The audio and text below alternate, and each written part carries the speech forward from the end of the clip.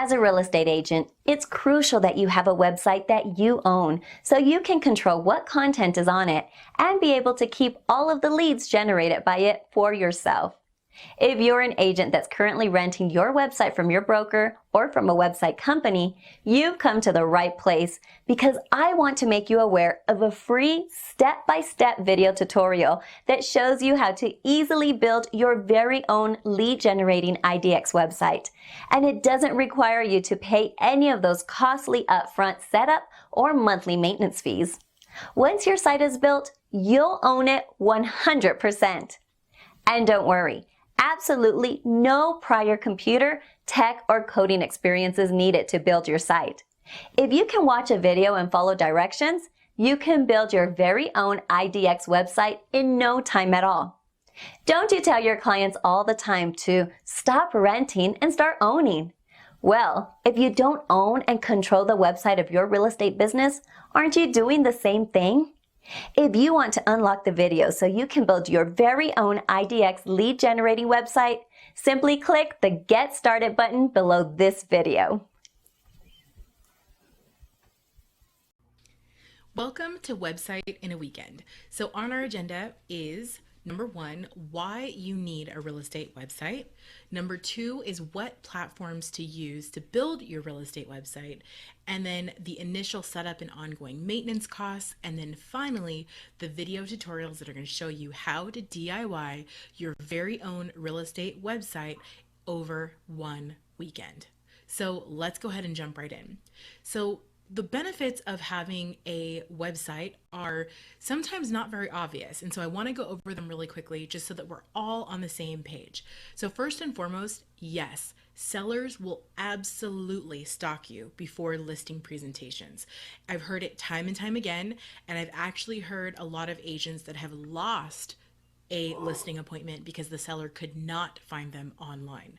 So the problem is that a seller is going to be thinking, if you can't market yourself online, how in the heck are you going to market my home online? And that is a very, very valid point. Okay, so keep that in mind as we move through this. Buyers will often find you online as they search for homes. So throughout this, I'm going to teach you how you can create collections of homes that are going to attract buyers left and right to your website. And then finally, it's an amazing lead capture tool. It's like having another person on your team who never goes on vacation, works 24 hours a day, 7 days a week, 365. So if your website is not working for you and you're just using it as like an online business card, that's not enough. Okay, your website needs to be another employee. And I'm going to show you exactly how that works. So what are the drawbacks of having a broker site? I get this question like probably once a week. So let's go ahead and knock this one out too. So the drawbacks of having a broker site is that what if you switch brokerages? What if your broker cancels their contract with the website provider? And yes, I have had this happen with one of the most well-known brokerages in the world, and they canceled their contract and everyone was screwed once they did that. What if your broker gets bought out? What if your broker goes out of business? For me personally, these are very, very valid reasons why I would want to control my own content and own my own content. There's other reasons too. There's usually no bells and whistles when it comes to the broker sites. Typically, if you want bells and whistles, you have to upgrade and you have to, go to like a higher package, or they just don't even offer it at all. And the other reason is that you don't have control over your data, your leads, your content, none of it. And the SEO is typically horrible. A lot of these broker websites are not built on WordPress, and if they are, they're not focused on SEO because they don't care about generating leads for you. They are focused on generating leads for the brokerage, okay? So that's another reason. It usually has no lead capture for you because, again, it's focusing on getting leads for the broker, if at all, and branding the broker, but those leads rarely ever go to the agents. And so that's not a good idea either. And then there's no branding. Typically, when you have a broker website, you're going to look just like everyone else. People are going to get confused. They're going to start clicking around. And before you know it, the lead that you've worked so hard for is in someone else's mailbox in your office waiting to look at homes or waiting for a listing appointment. So you want to, again, control your data, your leads, your content, all of it in one fell swoop. Now, what are the drawbacks of having a website designer build your website? So a lot of website designers will say, you know what, I'll build your site and it'll be amazing, it'll be beautiful, and here are the drawbacks. Typically, there are setup fees involved. There are usually also ongoing monthly fees. So every time you make a small change to the website, you have to pay them in order to help you make those changes. And most web designers have literally no idea what they're doing when they're creating a real estate website. They don't know about IDX. They don't know what you need. They think that it should just be all about your listings and your property. And like, that's not what a real estate website is for. You're also dependent on someone else. So again, if you need to make a change, if something happens, if you get hacked, like, you are going to have to pay a lot of money to that web designer and hope that they know how to solve that problem. What are the drawbacks of having a real estate website? Now, this is from like those big real estate website companies that you pay like hundreds of dollars a month in order to have a website with these companies. Now, the drawbacks of this is typically, again, setup fees, and the biggest drawback is ongoing monthly fees. So some of these websites are amazing. However, if you stop paying the bill or if your credit card fails or something else happened, it goes away overnight. And the other thing that a lot of people don't realize is that these big companies will typically hold your content hostage. So if you create hundreds of blog posts and you have amazing SEO, but then you decide to move from this company to your own website or to another, provider, you lose it all. They literally will not let you take that content with you. So that's probably the biggest reason why I want to stay away, far, far away from these big real estate website companies. And then again, you're just dependent on someone else. I would much rather have my own personal website built the way that I want it and then hire someone to make changes if I need them and I don't know how to do them. But typically when you're not dependent on someone else, you can change on a dime. If there's a typo, if there's something that, you overlooked and you need to get something up on the website quickly, you're not subject to waiting on someone else's schedule, okay? So these are all of the benefits, and at the end of the day, you really do need to own your own website.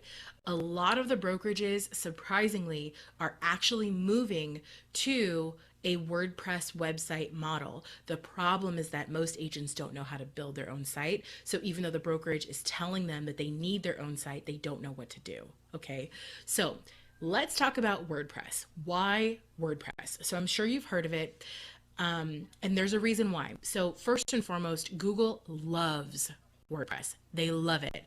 So the reason why is because WordPress has the best SEO, and it's typically the industry standard. And most online sites that you see, that you come across every single day, the vast majority of them are built on WordPress. And finally, WordPress is free. So it's an open source platform, and people will create plugins and widgets and all kind of things that you can put on top of the WordPress website that other people are providing, and it's all free. So you really cannot go wrong with a WordPress website. What is it going to cost to DIY your own website? Now, typically the cost is going to be a lot lower because, again, you're doing it yourself. So here's what typical costs are. You need a domain, and the domain is johnsmith.com or houstonliving.com, all right? honeybarmedia.com. The domain is typically going to be $12 a month. You also need a theme. A theme is just something that helps WordPress to make the site more beautiful. Okay, so I'm going to show you where to buy your domains. I'm going to show you what themes to purchase. I got you all covered there, so don't worry about any of that yet. IDX, you're going to pay about $40 a month to $60 a month for IDX. And again, I have one provider that I like. It's the only one that I recommend, and that's the typical cost for IDX. And then hosting. So hosting is about $35 a month, and you're probably thinking, wow, that's a lot of money for website hosting, especially if you've used like a $5 or $10 hosting plan in the past. And I'm here to tell you that you are only as good as your hosting company. I do not mess around with hosting because I have literally built sites and lost it all. I have had website hosting companies lose my data. I have had them get hacked and then they don't help you. And I had to pay hundreds of dollars to get the site repaired. And I've also had hosting companies that leave you high and dry and they actually were down for 5 days straight.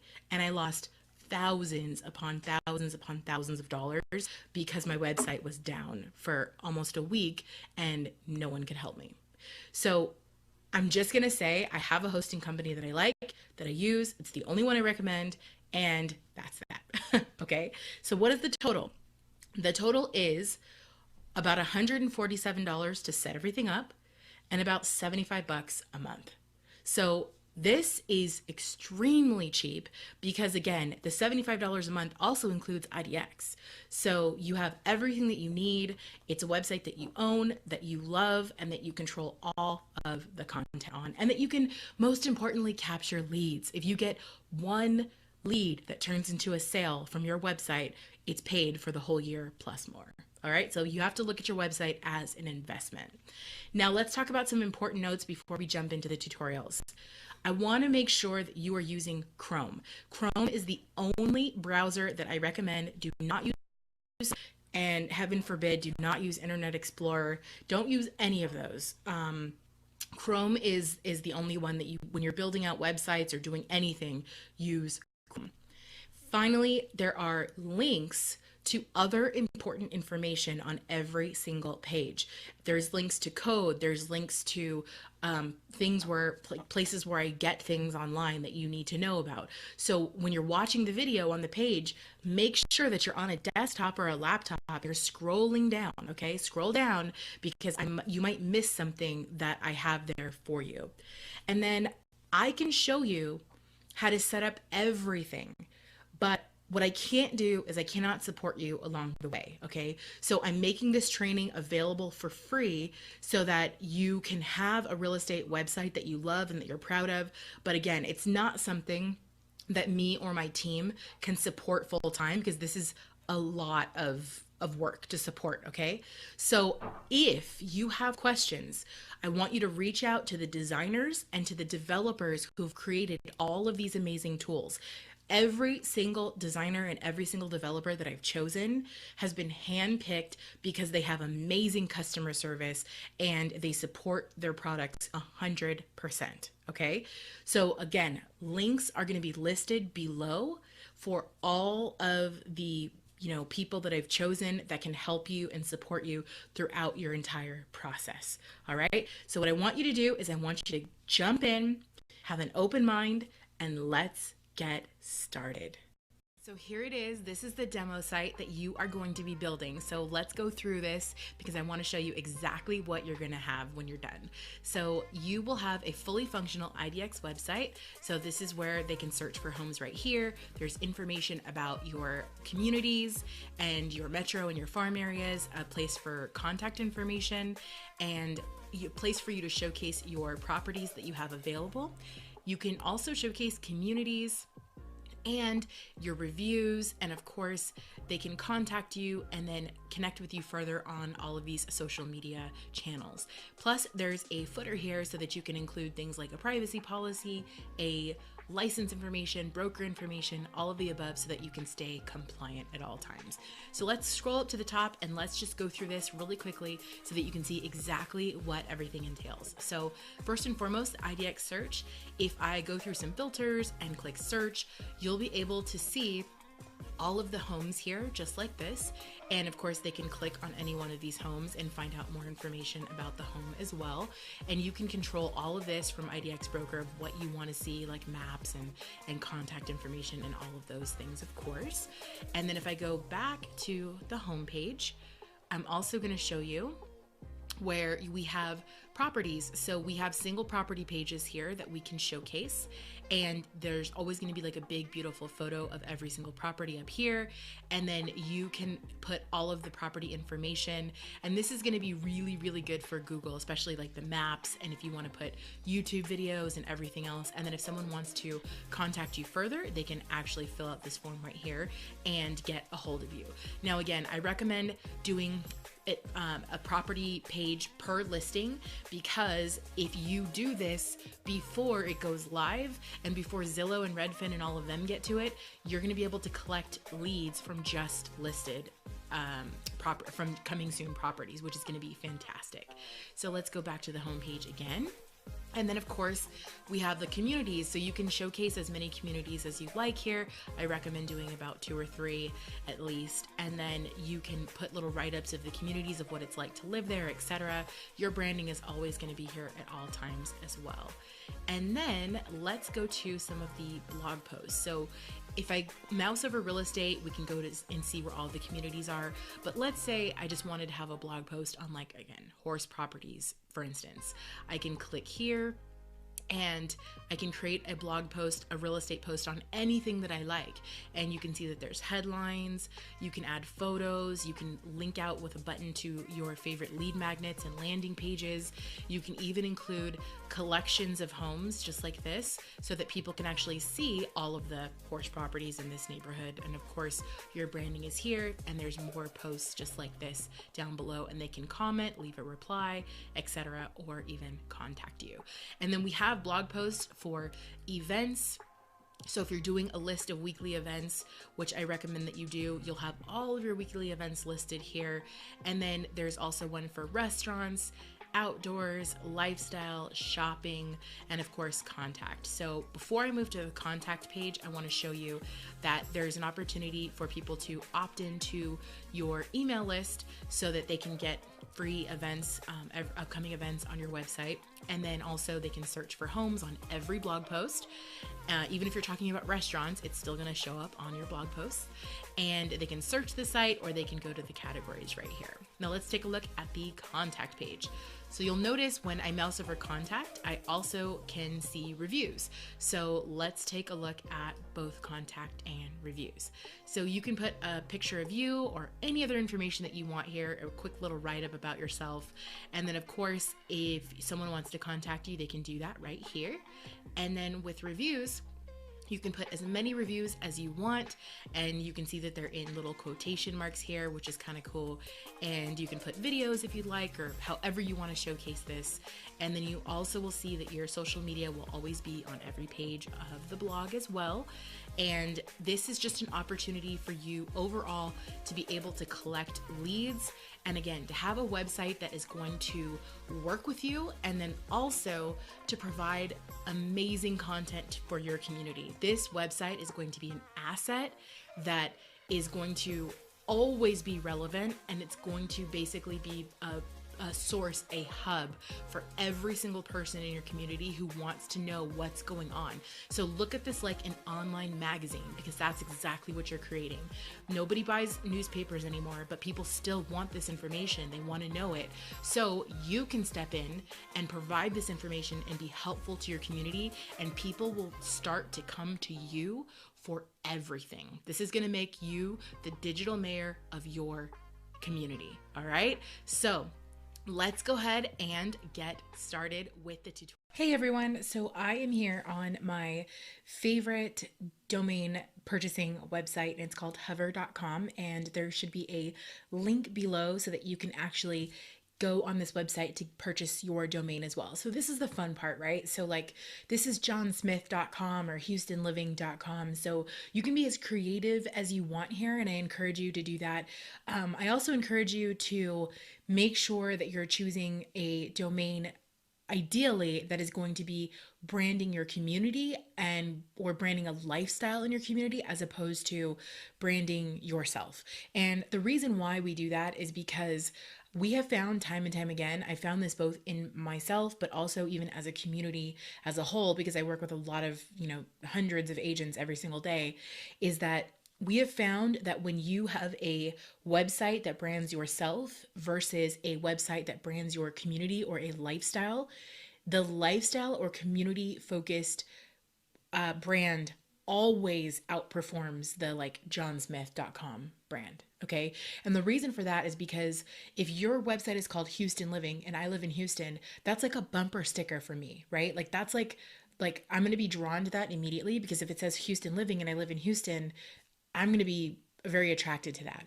Whereas if it says John Smith, I don't know John Smith. I don't know him. I don't, I know he's a realtor. He's probably going to sell me. So from a consumer standpoint, you're going to get more reach, engagement, shares, just traction overall when you are branding your lifestyle or your community of the lifestyle as opposed to yourself. So you can do whatever you want here. You can do johnsmith.com or a like beach city livings or something like that.com. Either one, it's up to you, but I'm just going to give you the pros and cons of both. Now, the reason why I choose Hover is because as you can see, it's a pretty slick interface here. It's really nice. It's really modern. It's simple to use. I love that you can get a hold of someone right away. Like there's always like help options right down here too. It's so simple to use and the customer support is amazing, but also the reason why I use it is because they don't try to upsell you. Like when I try to buy domains on GoDaddy, for instance, I'm just being upsold all the time. And it's like, I get so tired of that. So I tried to find something else and Hover is the best thing that I found. So when you are looking for a domain, all you're going to do is you're just going to go to houstonliving.com.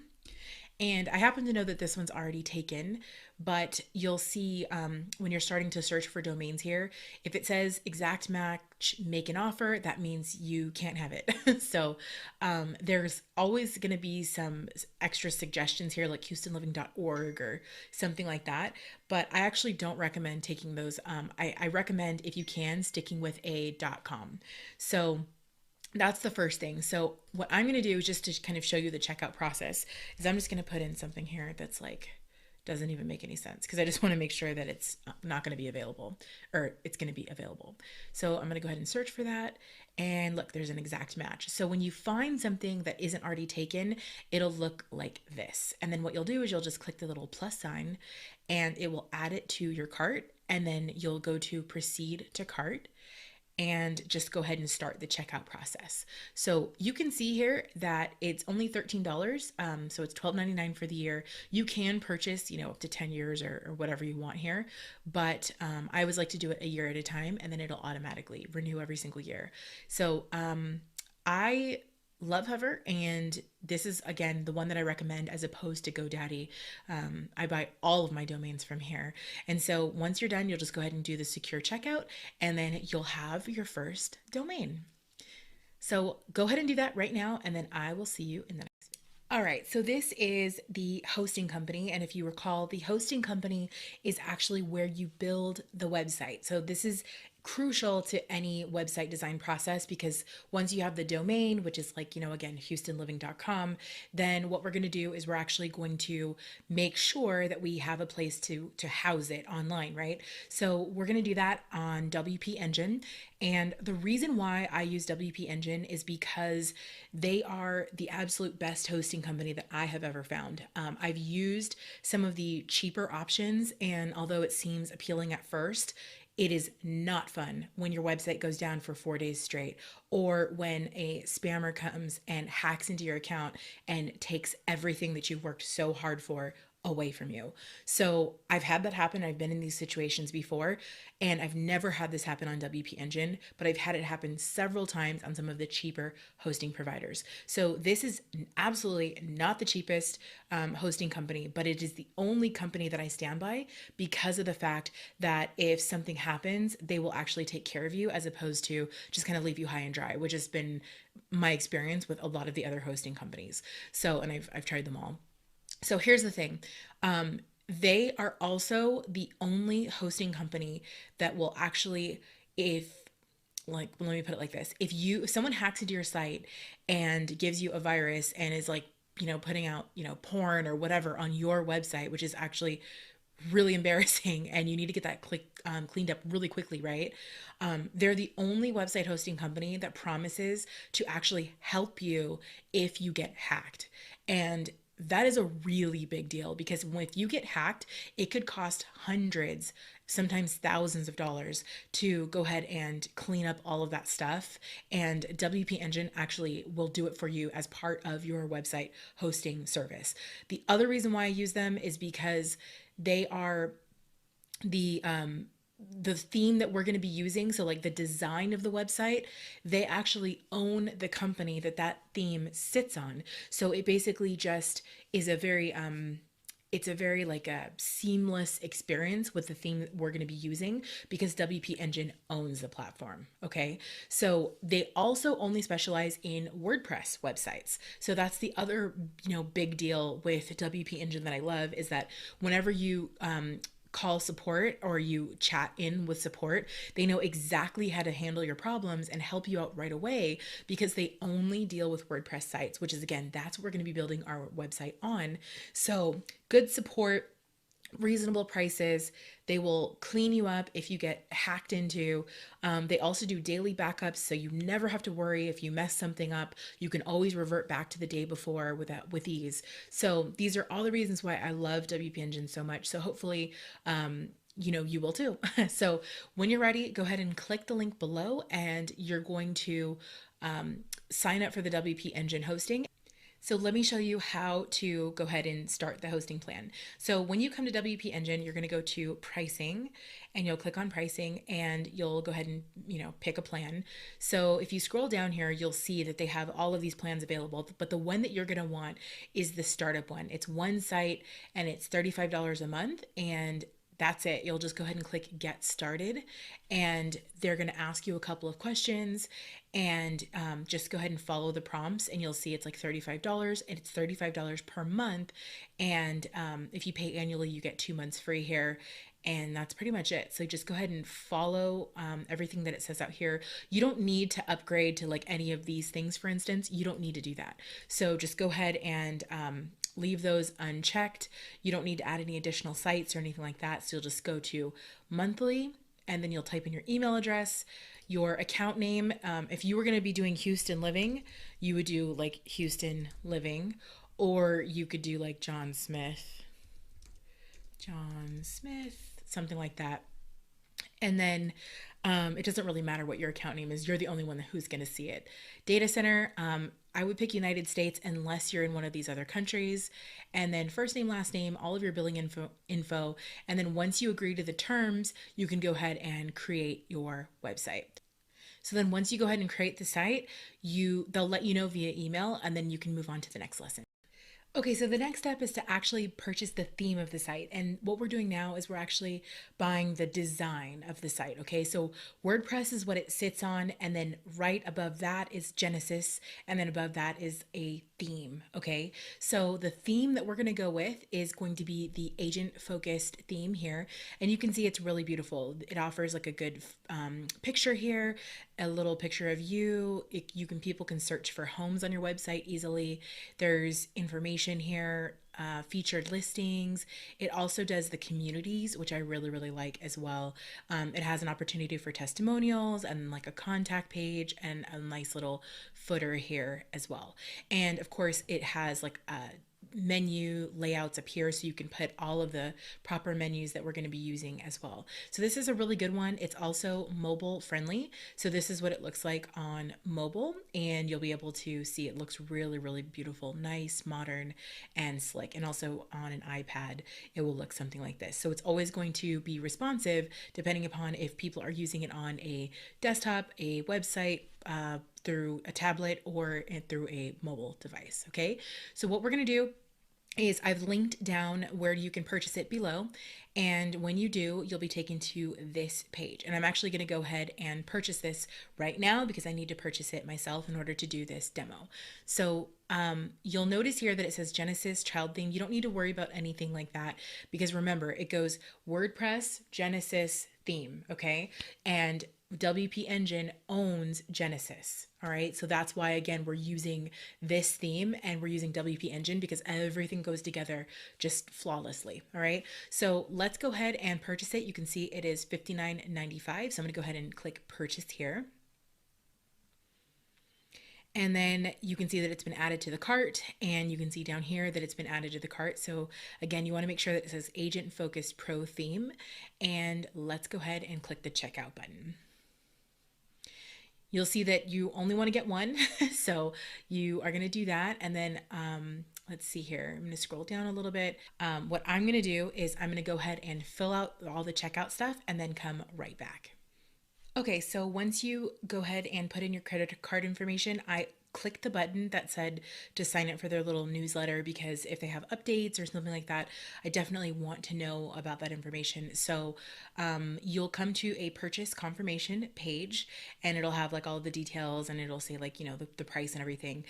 What I'm going to do is wait for this to download, and I'll see you in the next. So now you're just going to want to go back to WP Engine and go ahead and sign in. Hopefully by now you've gotten the email that says that everything's ready for you. Sometimes it takes a couple of hours. If it does, that's okay. Just pause here and then come back once you get the email. But let's assume that you've gotten it, and then you go ahead and sign in. So I'm going to go ahead and sign in here. And then the first thing you're going to do is you're going to go ahead and click on Sites. And then you're going to go to Add Site. Now you can do whatever you want, but for the all intents and purposes, what I'm going to do is I'm going to go to Demo. Let's do Honey Bar Media, Honey Bar Demo. H-O-N-E Bar Demo. Okay, perfect. So I'm going to leave this ungrouped, and we're not going to check it to be a transferable site. We don't need that right now. And I'm going to go ahead and click Add Site. Now for you, you may want to say something like Houston Living or John Smith, or whatever it is right here in order to do the site. So again, I'm going to try to put Honey Bar Demo. And this is just for you, so don't worry about anyone seeing this. It could literally say anything that you want. So it's going to be honeybardemo.wpengine.com. It says that it needs to be between 3 and 14 characters, so just make sure that you are, getting the little green check boxes here. So let's go ahead and do Create Environment. So it says your environment is currently being built and will be available shortly. An email will be sent to you once it is ready. So I'm going to press pause and then wait for them to send me this email to let me know that it's ready, and then we'll resume right when I get that email. Okay, so I just got the email that said that we're ready to go. And so if I click over to my email, you can see that it's here. Now, a couple things here. So when I go to the URL, this is what my site looks like right now. So this is just a standard WordPress site. You can see it's like nothing too fancy, but this is what the site looks like right now. So we kind of have a good start, but we need to log into the back end of the site in order to change all of this, because this is not what we want it to look like, right? So we wanted it to look like this, this beautiful website, not this, right? So we need to figure out how to get into the back end. So I'm going to go back to the email, and in order to log into WordPress, there's a front end, which I just showed you, and then of course the back end, which is where you log in. So if I click this, it takes me to the back end of the website. And so here we go, just like that. And if I go back to the email, it's going to give me my username, but then it does not give me my password. So what we need to do is we need to go to Reset Admin Password. So I'm going to click on this. And then we're going to go ahead and create a username and a password. So the username is what I just copied. And let me go back real quick. It's this. So for you, it's whatever you named it. So I'm going to go here, and that's my username. And so I'm going to go to Get Password. And it says check your email for the confirmation link. So let me go ahead and check my email, and I'll come right back. Okay, so then I just checked my email, and the password reset link came here. So I'm going to go ahead and click on that, and I should be able to reset my password right away. So let's see, I'm just going to do a new password. Sure. This is a really long password, but I'm going to go ahead and click reset and save here. So it says your password has been reset. So let's go ahead and log in. So again, we need to do our username, which, let's see here, I'm going to go back to the email. Our username is honeybardemo, so I'm going to go ahead and type that in. So honeybardemo, and then this should be my password automatically. Perfect. Okay, so we're in. So essentially, this is the back end of WordPress. And then if I click over here, you can see again, remember, this is the front end of WordPress. Okay, so we want to focus our time on the back end because we're going to go ahead and build out the site on the back end. Okay, so in order for this to change to what we want, we need to start downloading some plugins and some themes and those types of things. And I'll show you all what that means in just a second. So let's go ahead and push pause here, and then we'll go right into the next video. Okay, so this again is the back end of WordPress. And if you remember, I said that it goes WordPress, Genesis, theme, right? So we have WordPress. So now we need to install Genesis, and we need to install the theme that sits on top of Genesis. So that's kind of complicated, but I'm going to make it as simple as possible. So here we go. So the first thing we're going to do is I'm going to go back to WP Engine. And the reason why is because remember when I said that WP Engine actually owns Genesis. So we get it for free. So we don't have to pay for Genesis by itself. So I'm going to go to themes. And then we're just going to go ahead and download Genesis real quick. So Genesis framework. So we're going to go ahead and do this. So I'm going to go ahead and download. And it's downloading for free. I have the Genesis theme, which is what we just downloaded for free from WP Engine. And then we also have the Agent Focus Pro, and that's the one that we paid $60 for. Okay, so these are the two things in my downloads folder, and I'm going to go ahead and minimize this. The next thing you're going to do is where you see it says appearance here, we're going to go to appearance, and then we're going to go to themes.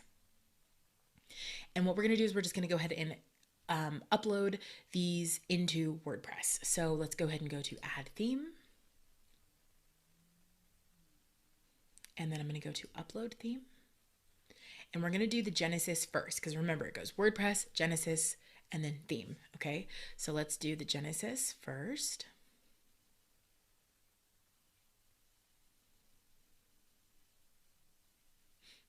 Downloads, Genesis, and then open.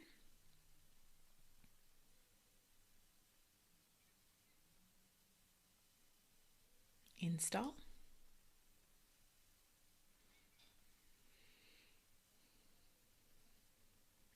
Awesome. And then I'm going to go back to themes again.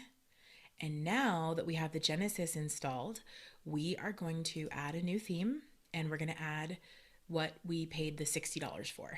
So let's go to upload theme, choose file, and Agent Focused Pro. Install.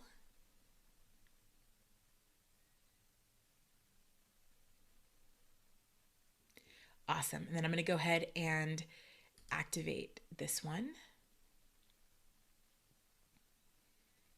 Now, when I visit my site, I should be able to see it a little bit differently than I was able to see it before. So let's take a look.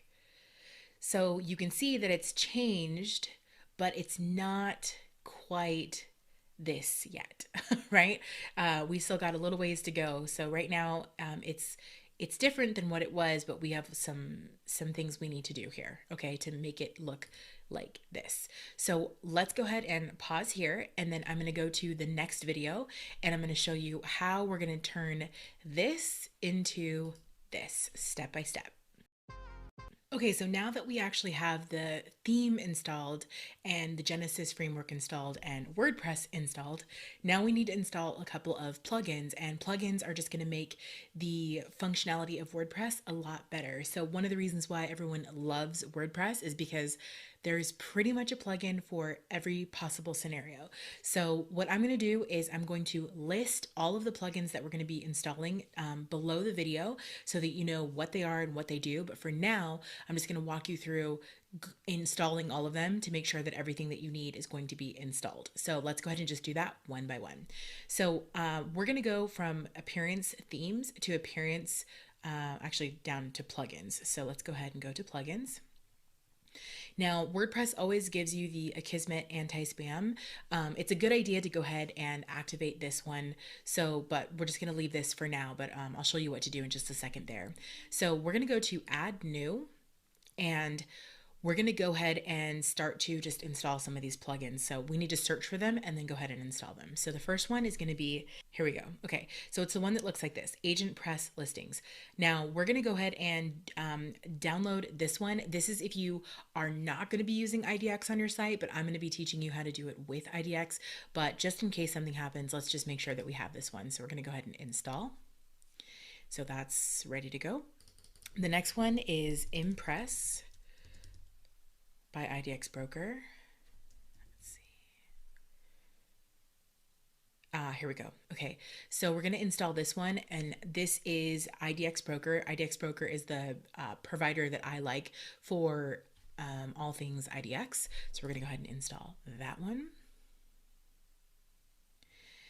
The next one is going to be Genesis eNews. Okay, Genesis eNews Extended. This one is going to allow you to collect email addresses directly from your website. So I'm going to go ahead and install this, and while I do that, I'll pop over here. And if you recall, in the blog post, so if I go to blog, I'll show you an example of where this goes. So see where it says stay up to date, etc. You can enter your email address here. This is what this is. So we're going to make this a little bit better of a call to action, but that's what that is. Okay. So that's eNews. Simple social icons. Okay. So simple social icons.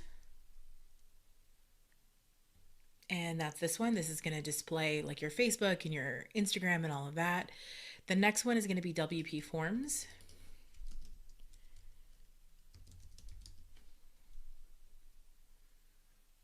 WP Forms, so it's the one with the little bear here. So let's go ahead and install that one. And then we're also going to do widget import export. Let's see.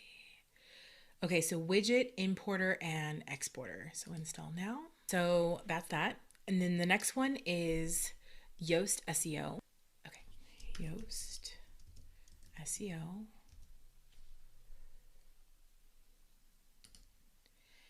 And then finally, Pretty Link Light. Short links. They've changed the name, so short links. So we're going to go ahead and install now. Okay, so now when I go to plugins and I go to just installed plugins over here, you can see that I have all of these plugins that are ready to go here. So I'm just going to go ahead and click the check mark at the top to check all of them. Go to bulk actions and go ahead and click activate. And WP Engine is really great because anytime you make a change to your website, it's going to ask you if you already saved. So it's a good idea to always open this up and go ahead and do a quick backup of your site if you ever make a change like this. But for all intents and purposes, I'm going to just go ahead and click no thanks, I already did this. And we're just going to wait here for WordPress to do its thing. Okay, so everything has been activated, and Akismet is asking us to do like one little quick step here. So let's go ahead and take that step. So get your API key. You're going to want to go ahead and activate Akismet, and then it's going to give you an API key. And they're going to make you probably put in your email address and all of those things, and that's okay. Just go ahead and do whatever they ask you to do. And then once you get your API key, you'll just copy it and you'll go ahead and paste it right here. And then you'll just click connect with API key, and you'll be good to go. Now, if you don't do this, it's not the end of the world, but Akismet does do a good job of getting spam off of your website for people that are commenting on your blog posts and stuff like that. So again, it's not the end of the world, but it's a good idea to do it. So you can do that later if you need to. All right, so I'm just going to go back to plugins here, and let's just scan really quickly to see if we missed anything. So perfect. Okay, awesome. So For now, I'm going to go ahead and click pause because we're going to need to do a couple more things in order to start, really building out the site. But now we have all of the amazing core plugins that we need and we're going to be ready to go. So get excited because you're actually almost there. Like we are halfway done with building your very own website. So I'll see you in the next video. All right, so the next step in the process is to start importing the demo content so that essentially the site will look more like this and less like this. So let's go ahead and go to the back end of WordPress. And then what I'm going to do is I'm going to go to Tools, and then we're going to do the import option. And we're going to go ahead and import some of the sample data that the theme company has given us. So you can see here that you can import several options here, but I'm going to go ahead and do WordPress install. And then it's going to ask us to run the importer. So I'm going to do that.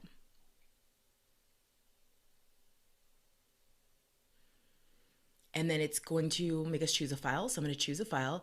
And where I'm going to get this file from is actually in the downloads folder. So it's going to be the Agent Focus Pro zip. Now, the one thing that we do need to do beforehand, before we do this, is we need to unzip this. So I'm going to go ahead and click cancel real quick and then go to like your Finder, or if you're on a, I'm on a Mac, but if you are on a PC, there's a way for you to unzip it. So either way, whatever you do, however you do it, you're going to need to unzip it. So for anyone who's on a Mac, all you have to do is double click twice and then it'll open up and give us a second file here. So here we go. All right. So then now it's Agent Focused Pro and we're looking for an XML file. So let's go in here and see where it says Agent Focused Sample, Pro Sample. So let's see, this one. Okay. So I'm going to go ahead and click that one. This is the one that we want. So let's go ahead and go back here and go to Choose File. And we're going to go to Agent Focus Pro, XML, and then we're going to, I'm just going to pull this out a little bit so you can see it, Pro Sample. Okay, so that's this one. Go ahead and open that up. And now we're going to go to Upload File and Import. It's going to take just a second here. Awesome. So import author Jennifer. So remember, this is the sample. Jennifer was the sample. And what I'm going to do is import author Jennifer or create a new user with login name here. So we can assign it to an existing user. So what we can do is assign it to the one that you signed up with. So I'm going to do Honeybar Demo and then download and import file attachment. So I'm going to go ahead and click submit. Okay, so you may see here where it says failed to import all of this stuff. And there's a reason for that. And it's because we actually are going to be using the IDX broker to search for homes as opposed to their default one. Because the default one is kind of useless because people can only search listings that you put up there, which means you can only search your listings. And if you don't have any listings, the search won't work. So we want to make sure that we're doing the IDX broker one to make sure that people can actually search for homes on your site. So you'll get this, and that's okay. So don't worry about that. Go ahead and just ignore that. The next step is going to be to import the widgets. So what I'm going to do is on the left-hand side, if you remember, we actually installed a plugin called the Widget Importer Exporter, and we activated that. So as long as you've imported it and activated it, you should see the Widget Importer and Exporter right here. So I'm going to go ahead and click that. And now it's going to ask me where to find the files to import the widgets. So again, this is going to be in the theme that we purchased. So I'm going to go ahead and choose File.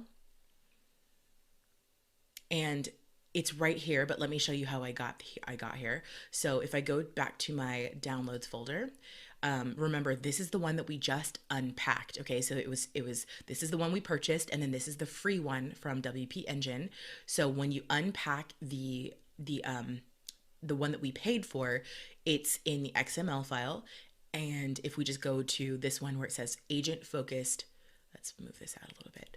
Agent Focus Sample Widgets.we. Okay, so I'm going to go ahead and click on that one and click Open and Import Widgets. So everything's been imported. So you can see imported, imported, imported.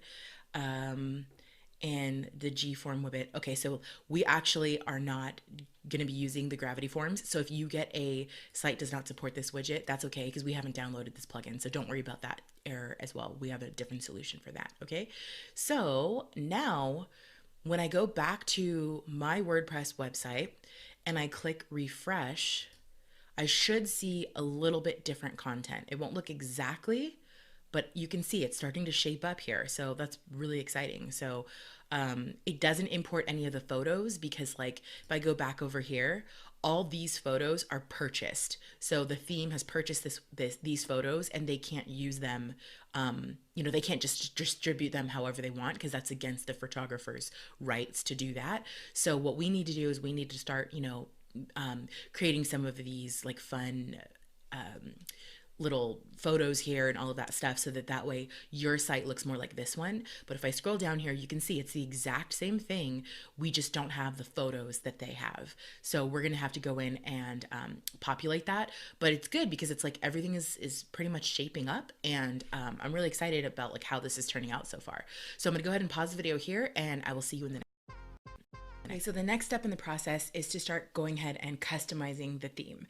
So what we're going to do is we're going to go into the back end of WordPress, and when you click on appearance and then go to customize, we can actually make a couple of changes here quickly in order to start making the theme a little bit more like our own. So what I'm going to do is, the first thing is I'm going to go to the site identity, and I'm just going to get rid of this because this is, I don't know what, like, the WP Engine just creates this automatically for you. So what I'm going to do is I'm going to do something like Pleasantville Living. Okay, I'm just making that up. So Pleasantville Living, and then I'm going to say something like Pleasantville Lifestyle and Real Estate. Okay. Now it says that we can pick an image that's 512 by 512. And so I'm just going to create one really quickly in Canva. So I'm going to go to canva.com. Now I have a pro version of Canva, and you don't have to have the pro version, but I actually prefer having the pro version because it allows me to create designs really quickly based on a custom dimension. So in the upper right hand corner, I'm just going to go ahead and click on custom dimension, and it said 512 by 512. So I'm going to do create new design. And then what I'm going to do is I'm just going to do a little circle here. So let's just do it like a background of solid color. And let's say my whole entire color scheme is going to be, I don't know, this color. So that's what I'll do. You could pick any color you want, obviously. And then let's just do a quick little text here. I'm going to add a text box, and I'm just going to do like P for Pleasantville. So I'm going to make this, let's change the font here to, let's do this one. Actually, no, not that one. Let's just do Montserrat. Okay. I'm going to make this white, and I'm going to make it really big. So 144, let's do like 200, 250. Okay, I'm going to center this till it snaps, just like that. And then I'm going to go ahead and click, let's do download as a PNG, and I'm going to go ahead and click download. Awesome. Okay, so I'm going to go back to WordPress, and then I'm just going to go ahead and upload that. So select files. And in my downloads folder, here it is. So there's the P, and I'm going to just make this Pleasantville Living favicon, just to make sure that I can always like find it later. Okay, so I'm going to go ahead and click select. And now we have the favicon. And it actually shows you right here what it's going to look like, which is awesome.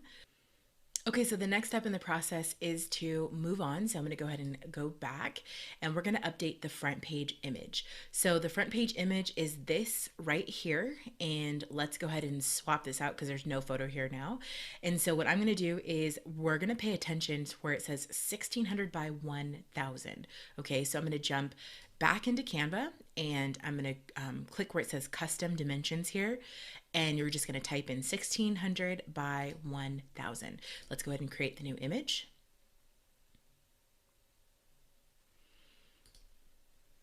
And then from here, just to kind of give us a palette to work with. So I'm just going to put in my color right here, the one that I just used. And I'm going to be looking for photos that kind of are on brand with this color. Okay. So if I go to, let's see, if I go to elements and then if I go to photos here and I type in, I'm just going to look for like a photo of like a harbor or a marina or something like that. So I'm going to just type in harbor. And you can see here that there's a few photos that already look very similar. So like I could do this one, for instance, but it doesn't really match the brand because it's more like orange and it's a little bit off. Like there's some colors that are kind of like mine, but there's going to be better options for me out here. So I'm just going to do a quick search here. And if you can't find anything, the best place to go is you have two options. There's a paid option and there is a free option. Okay. So the free option, I like using this site called Pixabay. And there's lots and lots of photos here for free, which is awesome. Or you can use a paid stock photo site like Shutterstock. So if I go to Shutterstock, you can see here that the images are going to be really, really high quality, but you will have to pay for these images. So what I would do is, let me just type in harbor so you can kind of see an overview of what this looks like. So you can see there's a lot of really, really good photos here of harbors. So if you go to Pixabay, here's how I would do it. If you go to Canva and you don't find anything, move on to Pixabay. If you go to Pixabay, you don't find anything that's going to be relevant to your site, then you can go to a site like Shutterstock, okay? And I'll link out all of these in the description below. So let's go back to this one because I really like this picture. I think it really has a lot of the colors that are already in my brand already. So I'm going to go to free download, and I'm going to do the one that's 1920 by 1281. And the reason for that is because remember, the website wanted me to pick one that was more than 1600. So 1920 is more than 1600. So let's go ahead and click download. It's going to ask us if we're a robot. I'm going to click yes. Actually, no, I'm not a robot. So I'm going to go to download. And then we're going to go back to Canva. And I'm just going to go on uploads. And then we're going to go ahead and upload an image. And I think it was Peer. Yeah, Peer. Open.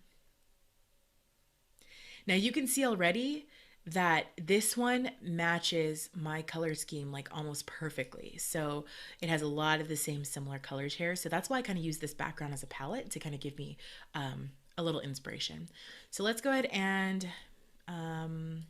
we'll crop the photo here. So let's make it a little bit bigger. What's going on here? Okay, let's see if we can move this out. Perfect. Okay, I'm gonna make sure that it's centered. Okay, awesome. So we are going to, you can add a filter here if you want to. So like I could make this a little bit even more on brand if I were to add that type of filter, but any one of these is available to you. But for now, I'm just gonna go ahead and click none. And then I'm going to download this one. So let's go ahead and download. And then I'm gonna go back to, where are we? Yes, here. Okay, gonna go back to the back end of WordPress, and then we're gonna go to select image and upload files, and we should just be able to drag it in right here. Okay, choose image. Awesome. So look at that. That looks amazing so far. I love it. So that's how you would do the image here. So then I'm going to just go back here and let's just keep working through. So we can adjust the colors. So select color. So they're using this green kind of accent color, and of course you can pick that, but that's not on brand with my brand. So I'm going to go ahead and select a color. And if I go back to Canva, it'll tell me what my color was. So let's do, if I just kind of move this to the side a little bit and then click here. So here's my color. It's this little code here. Okay. So if you're working with a designer, your designer should absolutely know your code. So you can ask your designer at any time if you ever need to. So I'm going to go back here and I'm going to adjust for that color. Perfect. Okay, so I have my like signature color here, and you can see that it's updated all of the colors, which is awesome. So like that little blue is showing up everywhere, which is exactly what I wanted. So let's go. You can also choose your secondary color here. This color actually fits in really well with mine, but you can choose a secondary color and of course the footer color. The footer color is going to go right here. But again, this fits in perfectly with my color scheme, so I'm good to go there. I'm not going to change anything there. So let's click publish. And then I'm going to go back and let's go to header image. So header image. Okay, so I think it's talking about this right here. So it says that the header image size should be 600 by 160. Okay, so let's go to Canva and I'm going to go home. And I'm going to do a custom dimension, 600 by 160. Create new design.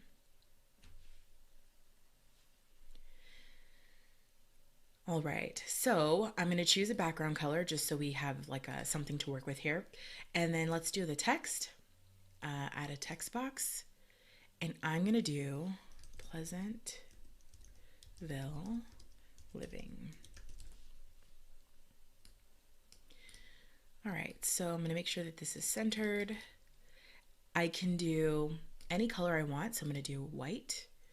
And then I'm going to change this to I mean, we can do anything that we want here, but I like Montserrat. That's like my go-to font. So I'm going to do this in uppercase. I'm going to spread this out just a little bit. And then spacing, I'm going to do like 200. That's good enough. Okay. All right, so let's spread this out a little bit more. Perfect. And snap it to center. There we go. Okay, that looks good. Now, this is like the tricky part. So it's white letters, but when I download this, I'm going to remove the background, the blue background, okay? You can only do this if you have a pro Canva account. But again, the pro Canva account is 100% worth it in my opinion. So I'm going to go to the download and I'm going to click on transparent background, and then it's just going to give me the white text. So I'm going to go ahead and download. Perfect, it's downloaded. Now let's go back to here and we're going to upload a new image. So upload files, and you can either select or I'm just going to go ahead and drag it in. Now you can barely see here, but there's white. It's on a white background with a transparent background. So I'm gonna go ahead and go select and crop, skip cropping because we don't need to do that. Cropping, and then there, now you can see it's a little bit bolder, so I think that looks good. Okay, so this is all we're gonna do for now. So you can see we have a little bit of work to do to fill in some of the blanks here, but it's already starting to kind of shape up even better. So I'm gonna go ahead and press pause here, and then we'll go to the next video. Okay, so the next step is to start customizing the actual homepage. So this is what we have right now, and I'll show you how I got my photo here, but we need to change out like all of this, and my name is not Jennifer Dawson, etc., where these things link out to, agent, those types of things, okay, and so on and so forth. So let's go ahead and start at the top. So where we're gonna get that is when we go over to appearance, and then we're gonna go to widgets, And I'm going to close the primary sidebar because that's kind of overwhelming right now. So let's go to front page number 1. So if you go to front page number 1 and we go to text, it says you're in great company, and it has these big header 2 tags right here. And let me show you how this works. So it says you're in great company, which is exactly where we saw that. And the reason why it's so big is because it has these H2 tags. So I wouldn't change a thing there. What we are going to change though is just the actual text where it says you're in great company. Let's just put something like discover Pleasantville. And then I'm going to click save. And then let's refresh and see the changes. Awesome. Okay. Discover Pleasantville. And then my name is obviously not Jennifer Dawson. So let's close the text box, and then where it says Genesis user profile. So it's pulling the all of the information here from one of the users. So let's head over to the users for the WordPress users, and I'll show you how to update all of this. So what I'm going to do really quickly is just go over to users, and then we're going to go to all users. And we don't need to ever touch the WP Engine one. That's obviously there for WP Engine, but we can absolutely edit our own user. And you can see here it says display name publicly as Honeybar Demo. I don't want that, so I'm actually going to enter some information here. So Aaron Chung is my name, and nickname is Aaron Chung. And then once you do that, you'll have an option to display your name this way. So I'm going to do display name as Aaron Chung, and then go ahead and copy your email address real quick because we're going to need that in a second. And you can see here that I have a little image of myself. Yours will probably be blank, and you can see where it says you can change your profile picture on Gravatar. So before we do that, make sure to click save, or update profile rather. And then I am going to right click on Gravatar and open it in a new tab.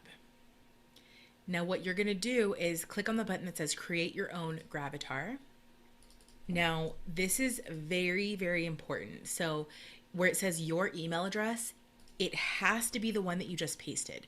So this email address right here has to line up with the email address right here. Okay, you'll go ahead and follow the prompts. You'll upload a quick little photo of yourself, and then once you do, you'll have this photo Gravatar right here. Okay, so that is how you do the Gravatar.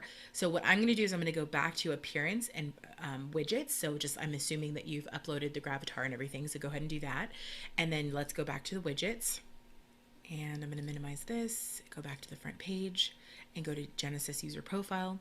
So you should have the option of having your name right here now, and then profile image will stay on the 236.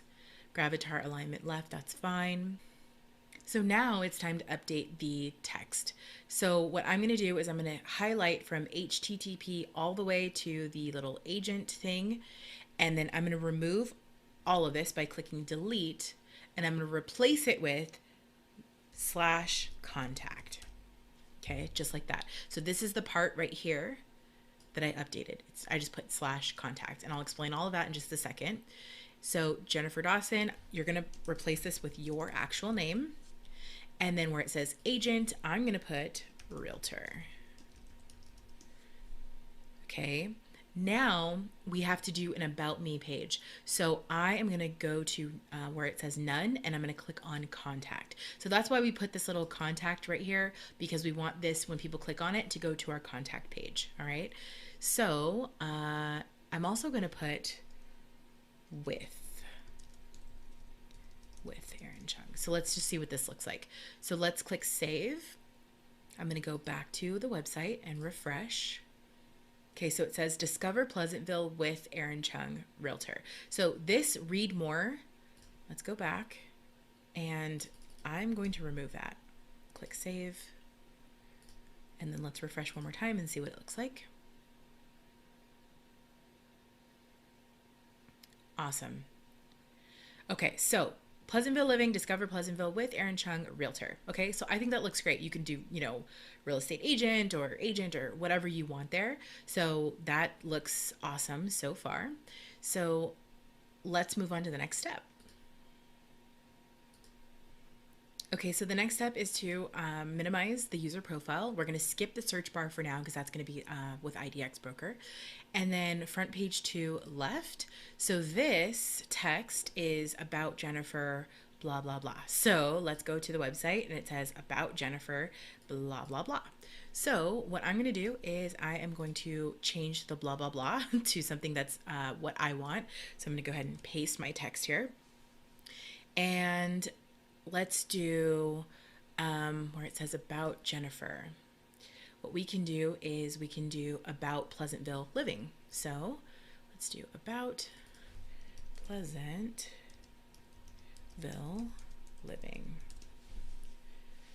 All right. So now when I click save and then I go back to my site and then I refresh, we should see that right down here.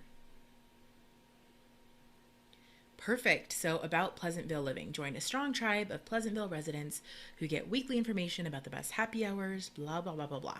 New spots and more. And then it says contact Jennifer, all that stuff. So let's go back. I'm going to minimize this. And now front page 2, right. So text contact Jennifer. So that is this part that you see right here. So I am going to do contact us.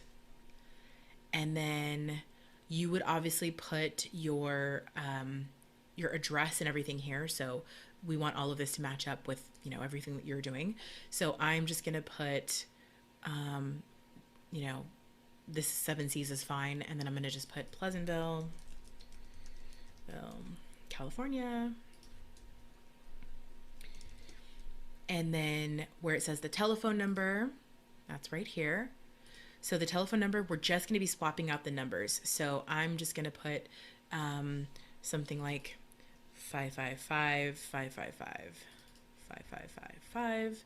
And then we're going to do it once more. 555, 555, 5555. And it's pretty cool because the way that this is set up, when I click this, if I'm on a mobile device, it'll actually just call me right away. So it's pretty cool. And then same thing with the email. We're just going to do, let's do hello at honeybarmedia.com. And of course, yours would say whatever your email address is. Hello at honeybarmedia.com. And then let's go ahead and save. And then we'll refresh and we should see all the new information here.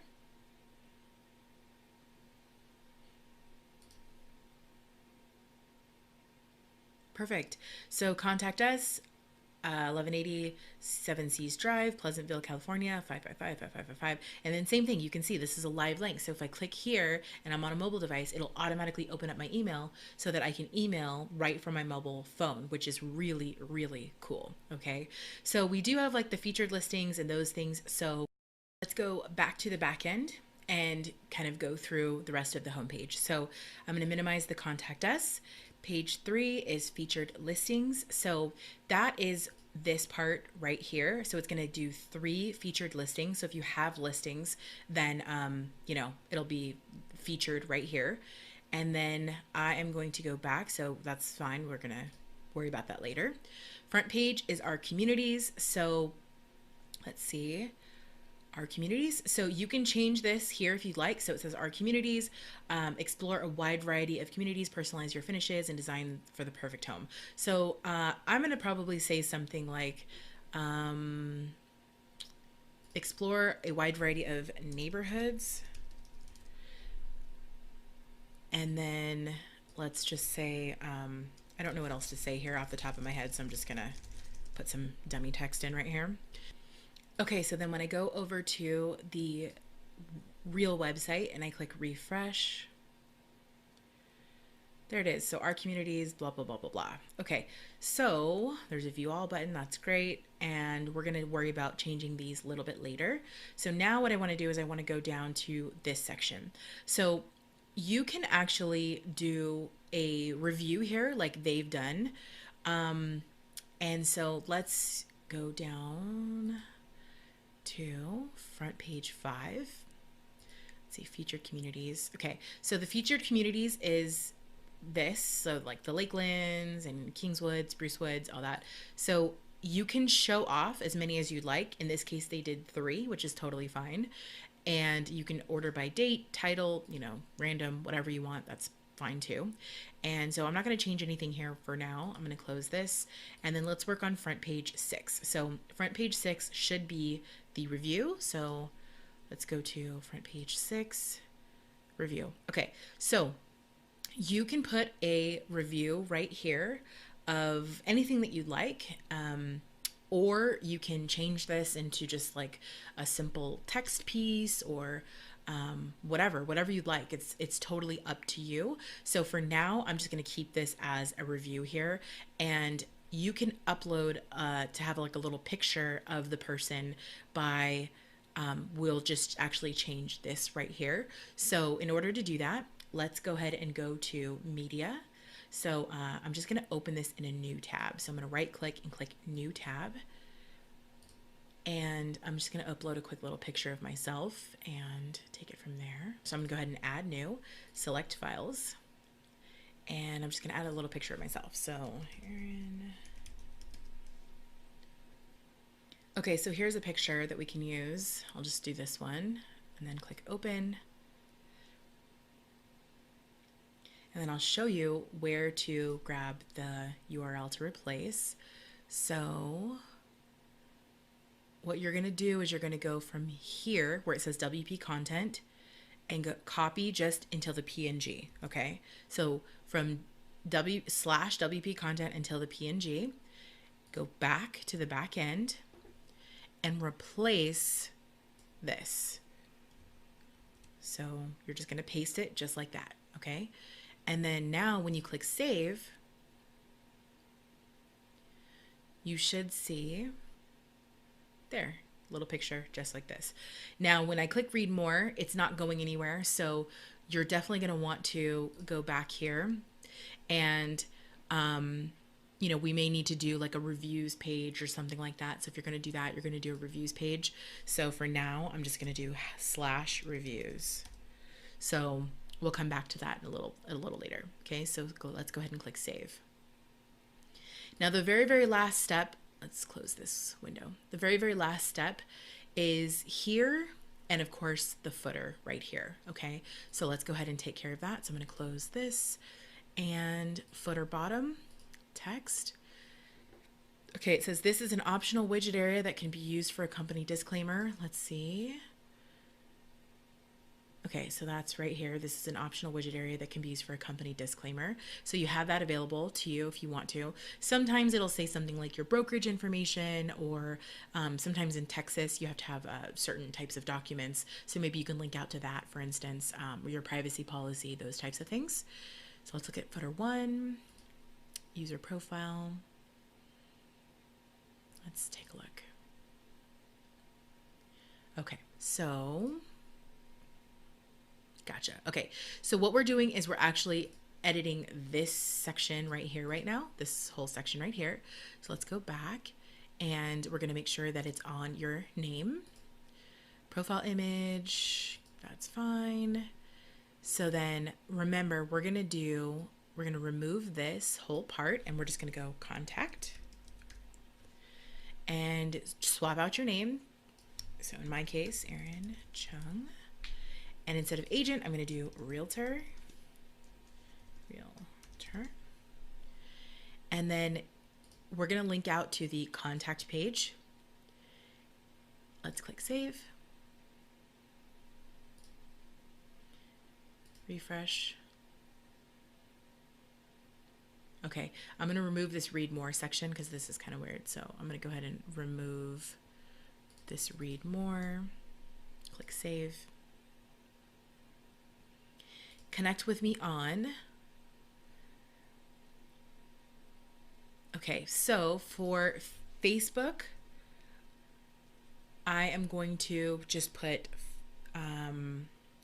you're going to have to put your Facebook information there. Okay. So you would just go and find your Facebook URL and then put it there. So I'm just going to put a hashtag for now. So you would do Facebook. I'm not going to worry about Google Plus because no one uses that. We'll do the same thing for Instagram, LinkedIn. If you have a LinkedIn,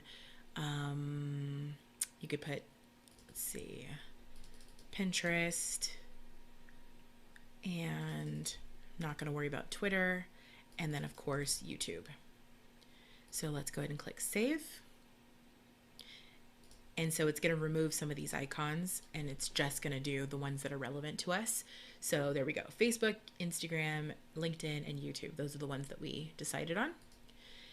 And let's see, footer 2 widget area. I'm going to drag in the e-news. Okay, so where it says Genesis e-news extended, let's minimize this. I'm going to drag it in right here. Okay, so e-news extended. Let's minimize this. I'm going to just go back to the site one more time and let's see. Okay, perfect. So it has a placeholder right here, and that's exactly what we wanted. All right, so I'm going to go back, and the last step is where it says like the disclaimer. Okay, so you may want to put out here like your broker. I'm just going to put like Acme broker, license number, blah, blah, blah, blah, blah. And then anything else that you want to put in there too. So I'm going to click save, and then let's go back one more time and refresh, and our homepage is almost done. So you can see here now it says like Acme broker, license number, blah, blah, blah, blah, blah. Okay. So far, so good. I know we have to like put in a couple of the photos and stuff like that, but you can see that it's looking really, really good now. So let's go ahead and pause here, and then we'll go to the next step. That we've set up the home page, we want to set up the primary sidebar in the blog area. So let me show you where that's located. So if I just kind of scroll down here and let's say I click on the Lakelands, this is going to open up a blog post about the Lakelands. So when you do that, you'll see there will be a picture here, of course, but we haven't done any photos yet.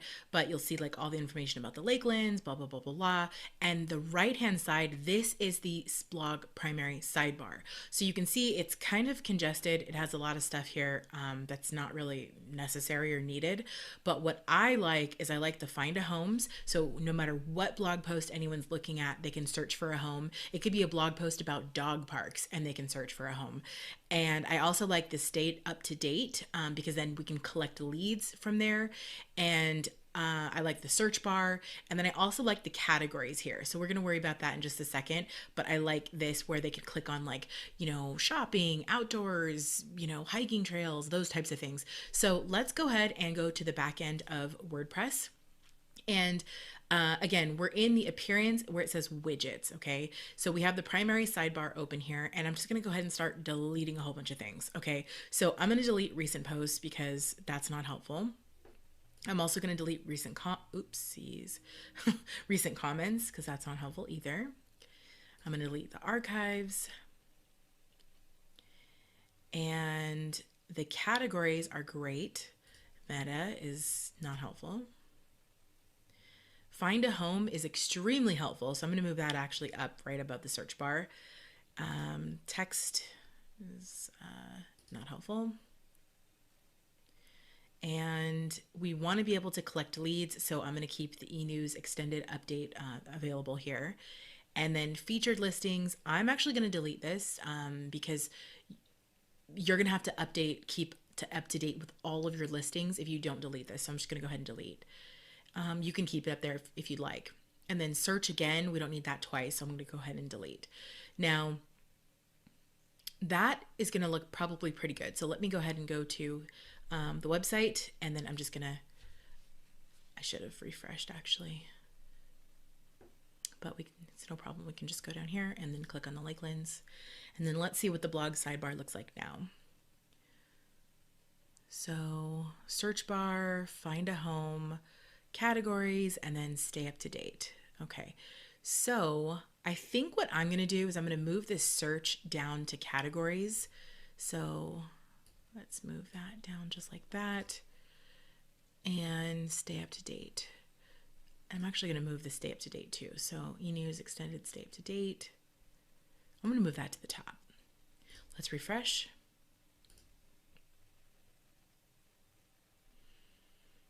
Okay, so stay up to date and then find a home, and then they can search the site and then view the categories. So that looks pretty good. Okay, so the only thing that I can maybe recommend is maybe adding like social media icons here. So let's go ahead and head over back to the search bar. And so we have some options. So, I mean, you could even do, there's pretty much anything. It's endless. You can do like your user profile here to put a picture of yourself and like, hi, I'm Joe and all that stuff. But what I'm actually going to do is I'm just going to go to where it says simple social icons. Let's see where that is.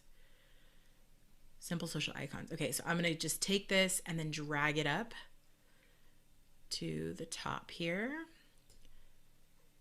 And whoops, it's got to go all the way to the top. Okay, so I'm going to open this up, and I'm not going to put a title in here, but I will. You can change the colors if you want to. Align. I'm going to do align left. No, let's do align center. And you're going to, again, put in your Facebook, your Instagram, those types of things. So for now, I'm just going to put hashtag. And then I'm going to do LinkedIn and YouTube. Save.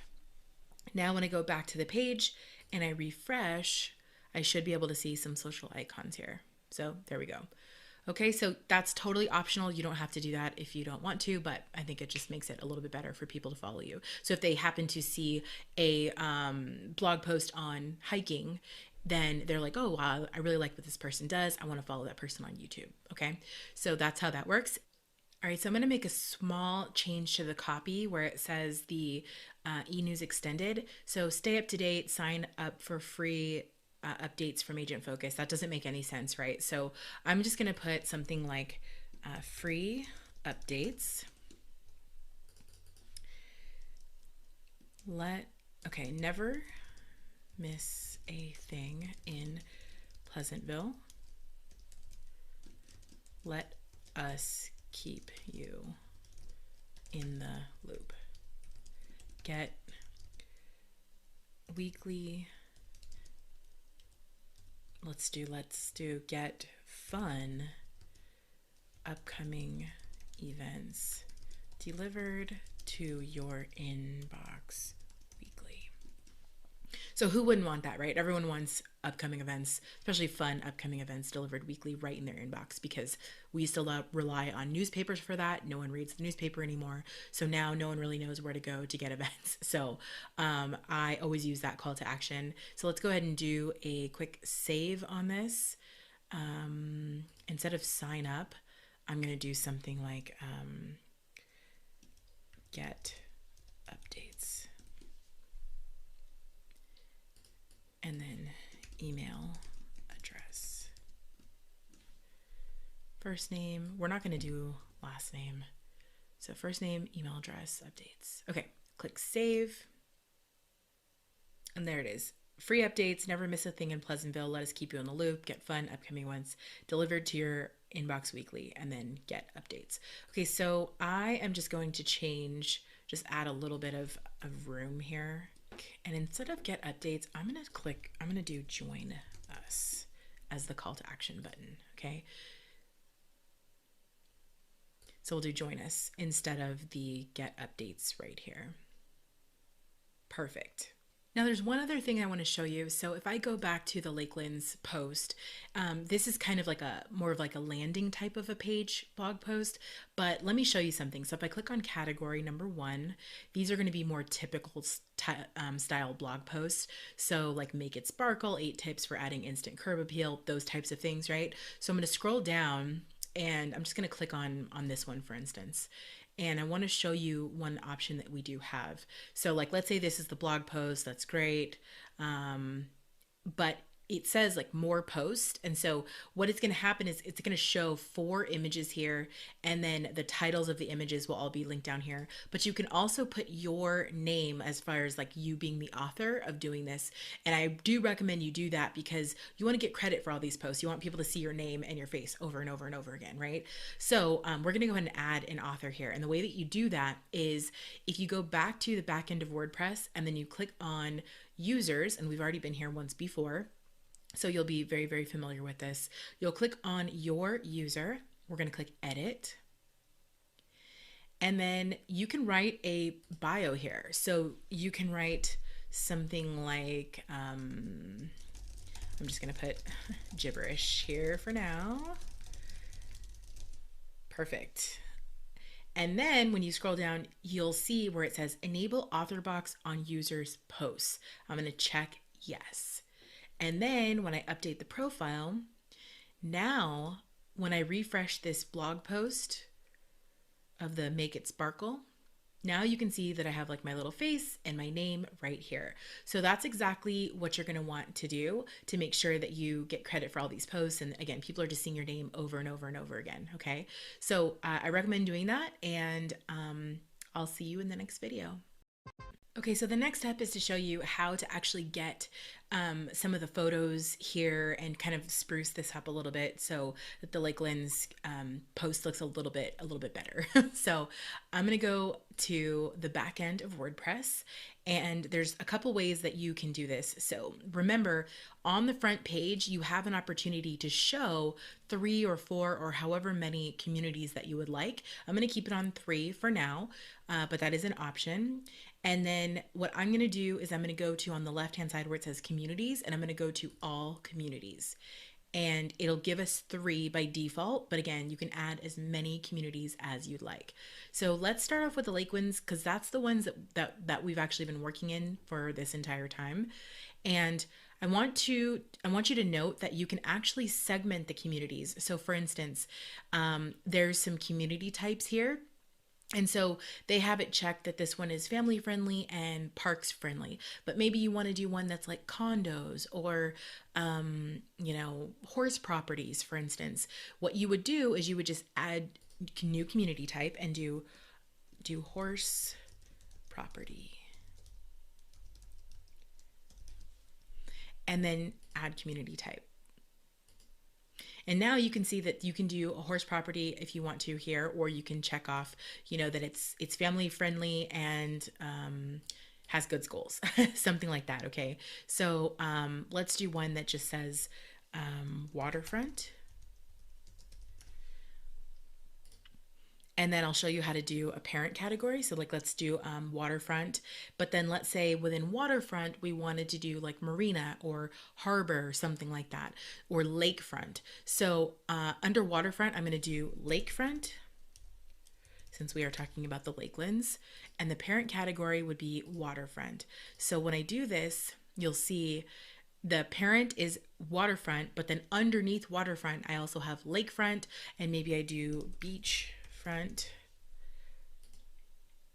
And again, I'm just giving examples here. You can do obviously whatever you want. But okay, so I actually meant to do beachfront underneath the waterfront. So what you can do is you can always change the community types at any point. So I just clicked on community type, and then I right clicked and do open community, and let's go ahead and make a quick change. Okay, so beachfront was supposed to be under waterfront. So I'm just gonna do like a little, let's see, we're gonna have to actually edit the whole thing. That's no problem.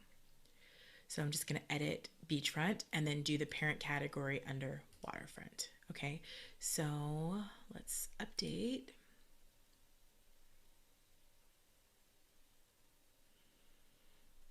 And now if I go to community types, I should see the proper thing here. So yeah, beachfront, waterfront, beachfront, lakefront. Okay, so that's how you can add or remove any of these. Like if you don't want to do adult community, you can always do delete here, for instance. Okay, so I'm just going to go back, and I am going to uncheck beachfront, and I'm gonna leave waterfront and lakefront checked. All right.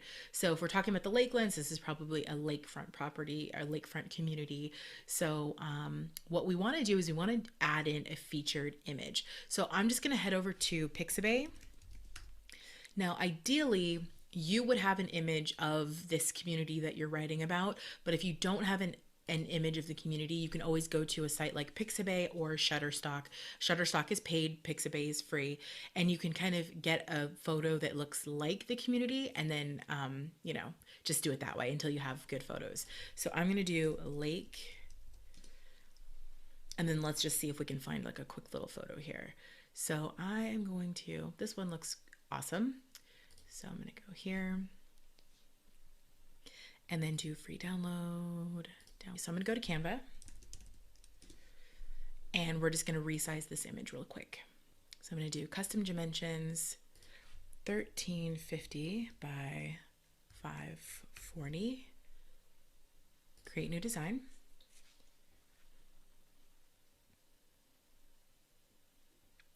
And I just uploaded it right here. So what we're going to want to do in this case is we're going to want to go to Elements, Grids, and I just clicked on the grid. And now I'm going to go back to Uploads. And now we should be able to crop it from here. So I just clicked on it, and I'm going to hit Crop, and I'm going to move this up so you can see a little bit of the boat. So download, perfect. So let's go ahead and download this. So download it as a PNG. And then now I'm going to go back to WordPress, and I'm going to go to remove featured image, set featured image. So I'm going to go to upload files, and then I'm going to drag this in. Okay, so let's retitle this the Lakelands.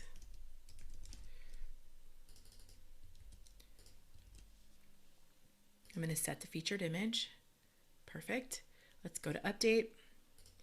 And then let's refresh. Awesome. So that's perfect. I love it. Love it, love it, love it. Okay, so now when I go back to the home page, I should be able to see this has filled in, right? So let's do Kingswoods and then Spruce Woods real quick. So what I'm going to do is I'm going to just download 2 quick photos for Kingwood and Sprucewood, and I'll be right back. Okay, so I'm back here in Canva, and I'm just going to go ahead and make similar photos. So I'm going to go ahead and add a new page. And actually, I wonder, you know what? This might be better if we just go to page 1 and then just go to copy page. Perfect. So I'm going to go ahead and drag this one in. And let's see if it needs to be cropped a little bit. Nope, that's perfect. And then I'm going to copy page again. And then let's drag in this bad boy. And then do crop. Okay. And I'm just going to crop like that. Done. Nope, that doesn't look good. Crop. Done.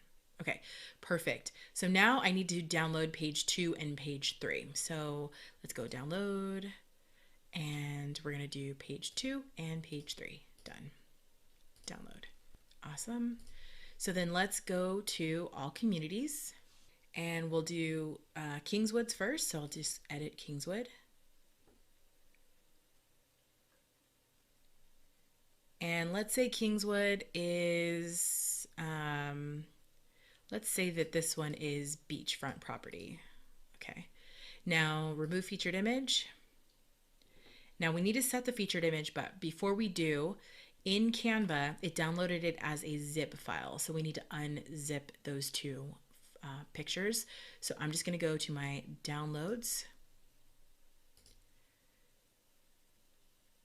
And it was, I think it was Untitled Design. Let's see. Yep, Untitled Design. So I'm just going to double click that, and then it's going to open it up as a folder, and then we'll have more options. Here we go. So now we have the 2 files that are free here. Okay, so let's go to set featured image.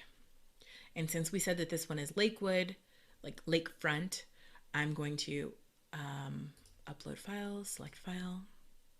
We're going to do the one that looks like a lake. Downloads.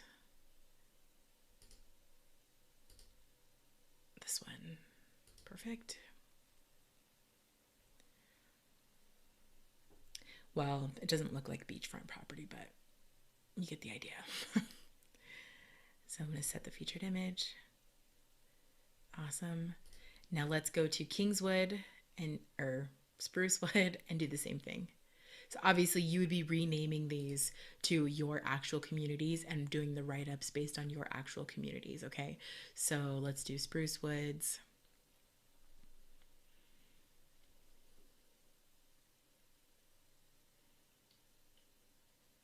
And then of course you would do the taxonomy, like click the community type here, remove image and set image. And for this one, we're going to upload file, select file, and we're going to do number 3. Set featured image. Awesome. Update. So now when I go back to the home page, I should be able to see there's a photo, there's the photo, there's a photo. It looks beautiful. I love it. I love it, love it, love it. So obviously what you would need to do is when people click on this, they need to be able to see your communities. So I'm just going to go ahead and click here. And if we were to do the Spruce Woods, for instance, you would just need to go in here and click on edit community and do like a quick little write-up. You can add photos, those types of things. It's super simple. You can do a video of you like driving or walking through the community. That would be awesome. But now you have a skeleton for exactly what you want to do in order to do your community pages, which is it's amazing. Like it's so beautiful. I love it. So hopefully you do too. And I'm going to pause here so that we can move on to the next step. Okay, so as you can see in the website, one of the last things to do is the featured listings here. So it's kind of just like a block of gray, and we need to make sure that we have our featured listings up. So for the featured listings, you have 2 options. You can either remove this section altogether if you don't have any, but what I recommend doing is leaving it. And if you don't have any listings yet, what you can absolutely do is ask someone in your office if you can like borrow a listing, okay? And what you do is you just ask them permission, and if they give you permission, you can just say, hey, I just want to put it to market your listing and promote your listing and make sure that it gets as much exposure as possible. Do you mind if I add it to my website? And typically they'll say yes because they want as much exposure as possible, okay? So that's what I would do if you don't have any listings. So let's go ahead and jump into the back end of WordPress so that I can show you how to do the listing section. So first and foremost, if we go to appearance and then we go back to our widgets area, I'll show you how to manipulate this area. 3. Okay, perfect. In front page 3 is where you have the ability to go ahead and delete this. And you would also have to delete this as well. So you would delete both of these in order to not have that anymore. But again, I recommend that you actually do use it. And I think it'll be beneficial for you. So I'm going to keep it as is. And I'm going to minimize this. And of course, minimize this as well. So on the front page, if I go to this turkey trail and just click on it here, you can see that there's no image here, but it says featured listing, and it's kind of cool because it has like all of this information. It gives you a map of the property and an opportunity for people to contact you about the property as well. So what I'm going to do is I'm actually going to edit this page to, make sure that we are using this to its full advantage. So I'm gonna go ahead and click edit listing. All right, so let's just go through this one by one, okay? So you would have your listing description right here, and you have your property details, you have a map of the property, and then you have a contact me about the property, okay? So you would put, obviously, your whole entire listing description would go right here. And then for property details, you get that from here. So you can see that they've done the price, MLS number, square foot, square feet, bedrooms, bathrooms, etc., zip code. And then same thing with the map. They've actually included the map here as well. So you can see that it says property map, and they're getting the information from right here. Now, this is directly from Google. It's super simple.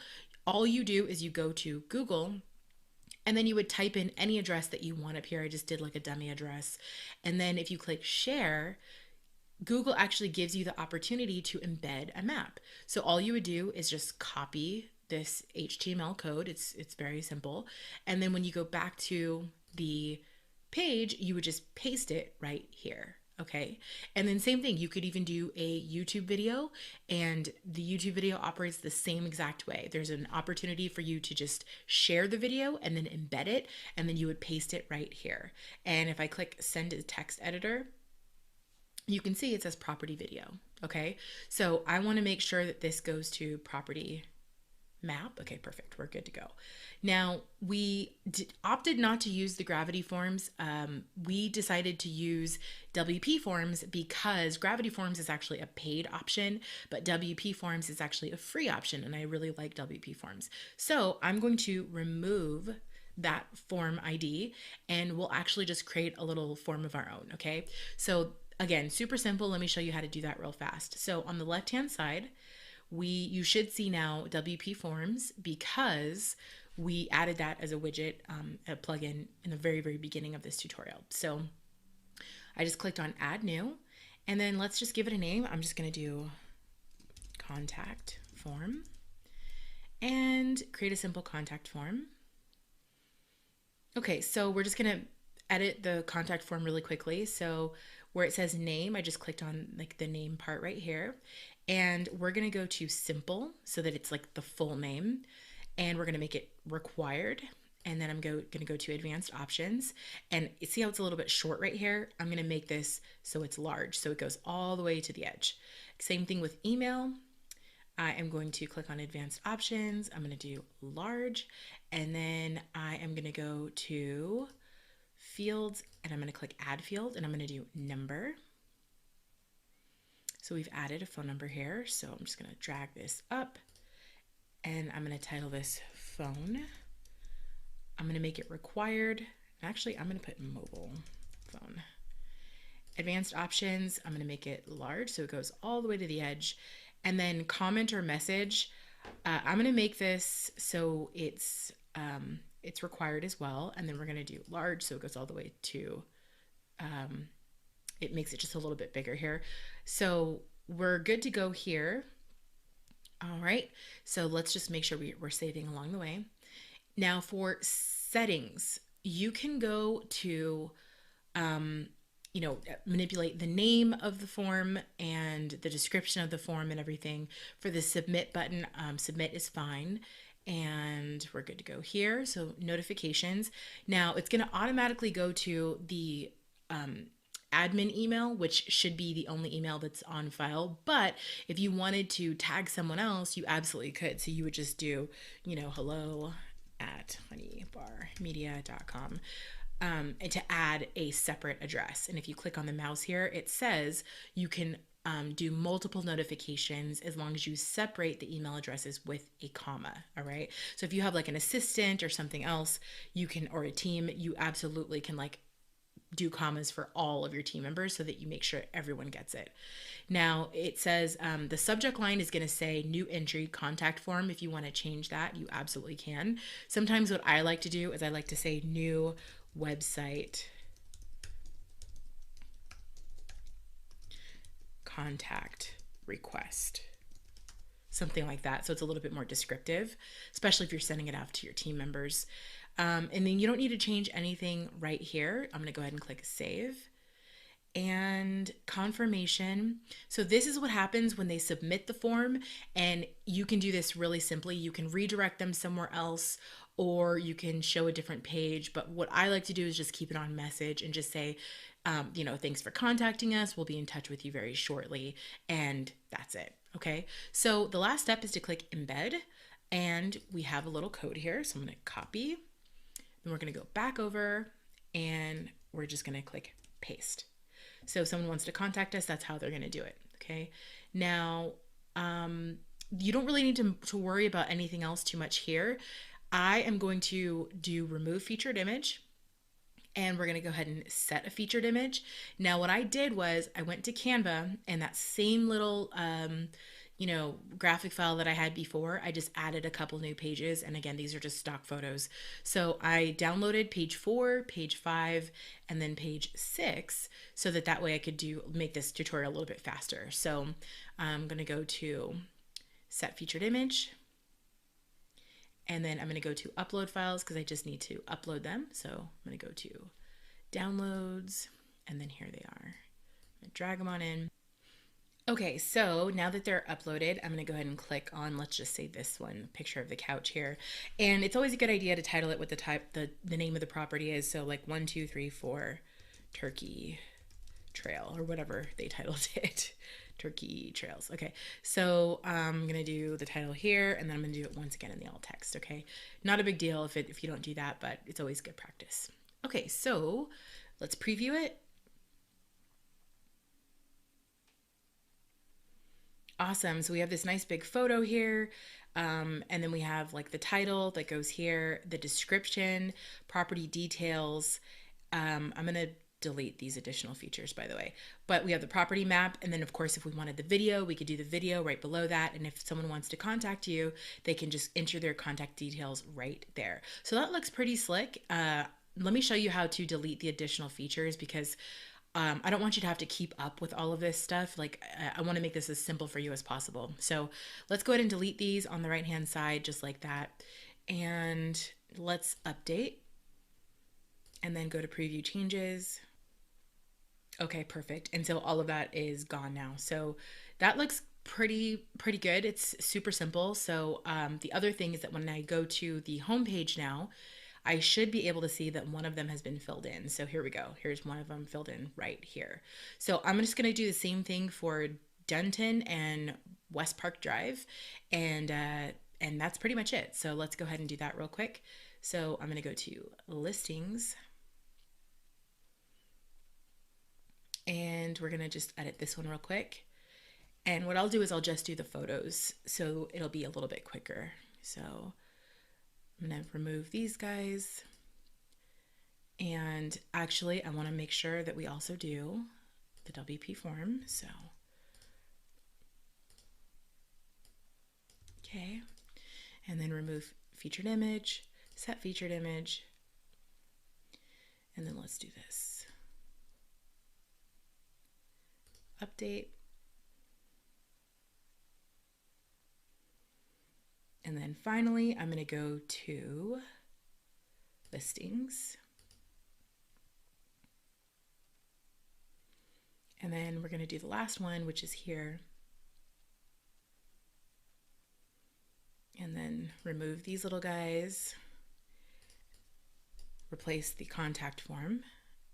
And I just like doing that so in case you're ever like duplicating pages or anything, you always know that you're duplicating the right thing. Set featured image, and then let's just do a quick this one. Set featured image. Perfect. So let's update.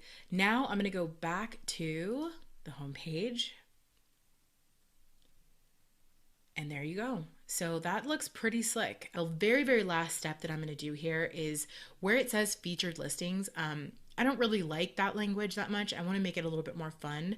So what I'm going to do is I am going to go back to, let's see here. I want to go where the widgets are. So I'm going to go to appearance and then widgets. And then I think it was widget 3. Yeah, featured listings. Okay, I'm going to change this to hot properties. And then let's see when we refresh what happens. Hot properties. Awesome. So I really like that. I think it's great. I mean, this is pretty much it in a nutshell. We have one more step, which is to update the search for homes feature, but we are well on our way. So congratulations, like you almost have a fully functional website. So I'm so super excited for you. All right, I'm going to see you in the next video. All right, so in this video, we're going to just do a couple of miscellaneous rando things that couldn't fit in any other category. So let's go ahead and wrap these up. And again, congratulations, you are literally at the finish line. So let's go ahead and jump in and so we can get this website completed. So first and foremost, we're going to want to create some blog categories. So we're going to go over to where it says posts. And when you click on posts, you should see an option for categories. So let me do that one more time. Okay, so they've given us some sample categories here, but this is obviously just dummy text. So let's go ahead and quick edit these. So the first one is going to be real estate, and the slug is going to be real dash estate, update category. We're going to do a blog category for events. So like a list of weekly events that are happening in your community, update category. We're going to do quick edit for restaurants. Restaurants are always popular. Restaurants.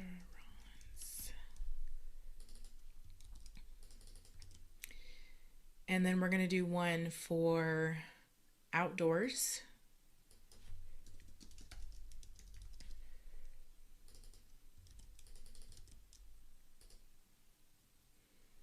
And then we're going to do one for lifestyle.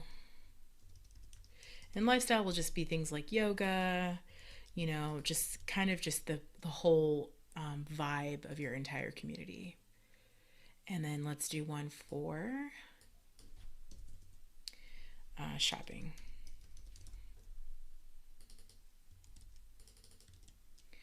And that's pretty self-explanatory. So these are the blog topics that you're definitely going to be want to write about, because these are the ones that are going to be the most popular, and that's been proven and tested time and time again. Now, when you go to all posts, you'll see here that they've included some sample blog posts for you, and you can, you know, take some time and kind of go through these and view each one of them. But you're definitely going to want to go ahead and delete these after you're done viewing them, and kind of start over fresh. So you could just go here, and then you would just go to move to trash. So take a look at them. If there's any that you like, you can just write over them. But for the most part, you're going to want to move those to trash so that they don't show up on your actual blog. Okay, so that's just the next thing. So we are going to go through the general WordPress setup really quickly. So a couple of things that you want to note is in the settings tab, there's some items here. So I'm going to do, first and foremost, we're going to go to permalinks. And this is going to make it so that your blog is a lot cleaner. So it's like, you know, pleasantvilleliving.com/blog, you know, instead of /B850703, you know. So you're just going to click custom structure, and then you're just going to do post name. Okay, it sounds complicated, it's not. Just trust me on that one. And then the next one is search engine discoverability, because we want to make sure that we're able to get discovered by search engines. So if you click on reading, you're definitely going to want to undo search engine discoverability, discourage search engines from indexing the site. You definitely want Google to be able to find you. And then next, we want to have a privacy policy. So it's actually against Facebook terms of service to run ads when you don't have a privacy policy in place, and it's just against internet laws in general. So you will need a basic privacy policy, and these can easily be looked up. You can just Google privacy policy for a website, and you can easily just get a new privacy policy. So what I'm going to do is I'm going to go ahead and go to create new page, and we'll just create a little privacy policy page, and then you can just paste in your privacy policy. So we have like some sample data here, which is totally fine.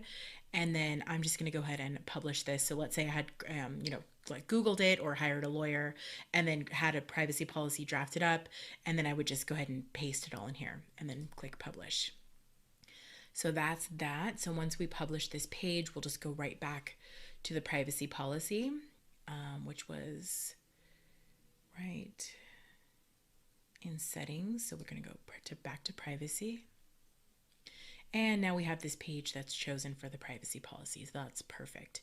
In the footer, we actually do need to link out to the privacy policy. So I'm going to go to where it says appearance. We're going to go to widgets, and it needs to be in the footer. So in footer 2, was it footer bottom? Yeah, footer bottom. Okay, so I'm going to link out to privacy policy. And we just need to do a simple HTML link. So just give me 1 second. And what I'll do is I'll link this down for you below so that way you have it. So I'm just going to copy. I'm going to copy this, paste. So where it says link text, I'm going to do privacy policy. I'm going to remove this area here. And where it says URL, we're just going to go /privacy -policy. So the next thing is that we decided that we needed a reviews page because we do have a review on the home page, okay? So super simple. I'm just going to go ahead and go to add new. And I'm going to make a reviews page. So I'm going to do reviews. Oops, just reviews like that. And then click publish. Great. We don't need to do anything more there. Now, same thing with all the blog posts. It gives you some extra pages here. So you may want to, remove some of the extra ones because like there's like page layouts, content sidebar, like those are not pages that you're actually using on your site. Those were just example pages. So you might want to go through here and kind of just, review the page and then see if it's not something you're going to use. And then you can obviously just put it right in the trash. So no problem there. We also need to do the menus. So in the custom menu, we want to have where it says communities, we're going to change it to header menu and then click select. So we want to have a header menu, and these are all extraneous pages that we don't need. So I'm just going to go through and remove all of these, and I'm going to press pause, remove all of them, and come back. Okay, so everything is removed now. So now that we have a clean slate, I'm going to go to manage locations, and we are going to put where it says header navigation menu. We're going to do header menu, click save. And then we're going to go back to edit menus. And we're just going to start adding the menus. So where it says categories, open that up. And let's go ahead and add all of these categories. Add to menu. And we said that we wanted them to do real estate, events, restaurants, outdoors, lifestyle, and then shopping. We also want the community page. So let's do, the contact page. So I'm going to do contact, add to menu. So we have that. And let's do the communities. Search communities.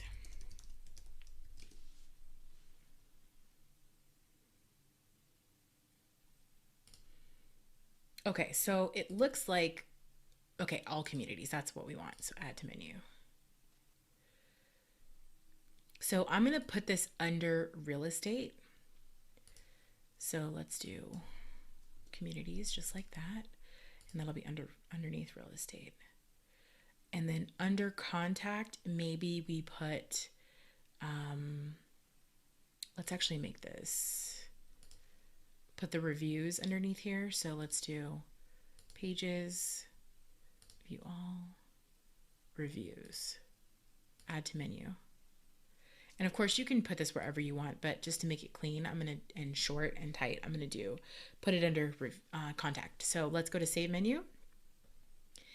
And we should be able to now see the menu when we refresh. So let's go ahead and refresh and let's see what we see. Here we go. So now they're all right here. And so if you wanted to list all the communities down here, you could. So contact, there's the reviews. So let's go ahead and go back to the menu real quick, and then let's put communities, and then let's add all these communities. So add to menu. Now we're going to nestle these underneath the communities tab. So here we go.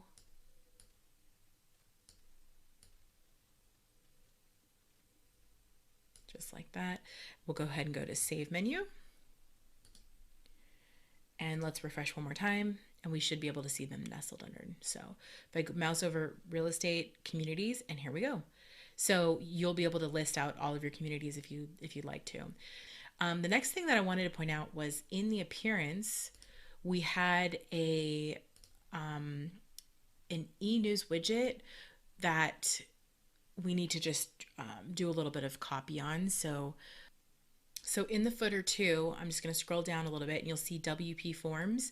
I'm just going to take that and drag it right here and select the form, Contact Form, and then save. I'm going to delete this one.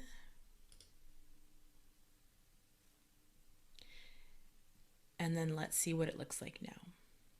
Okay, so yeah, I mean, that's pretty self-explanatory. It looks really good.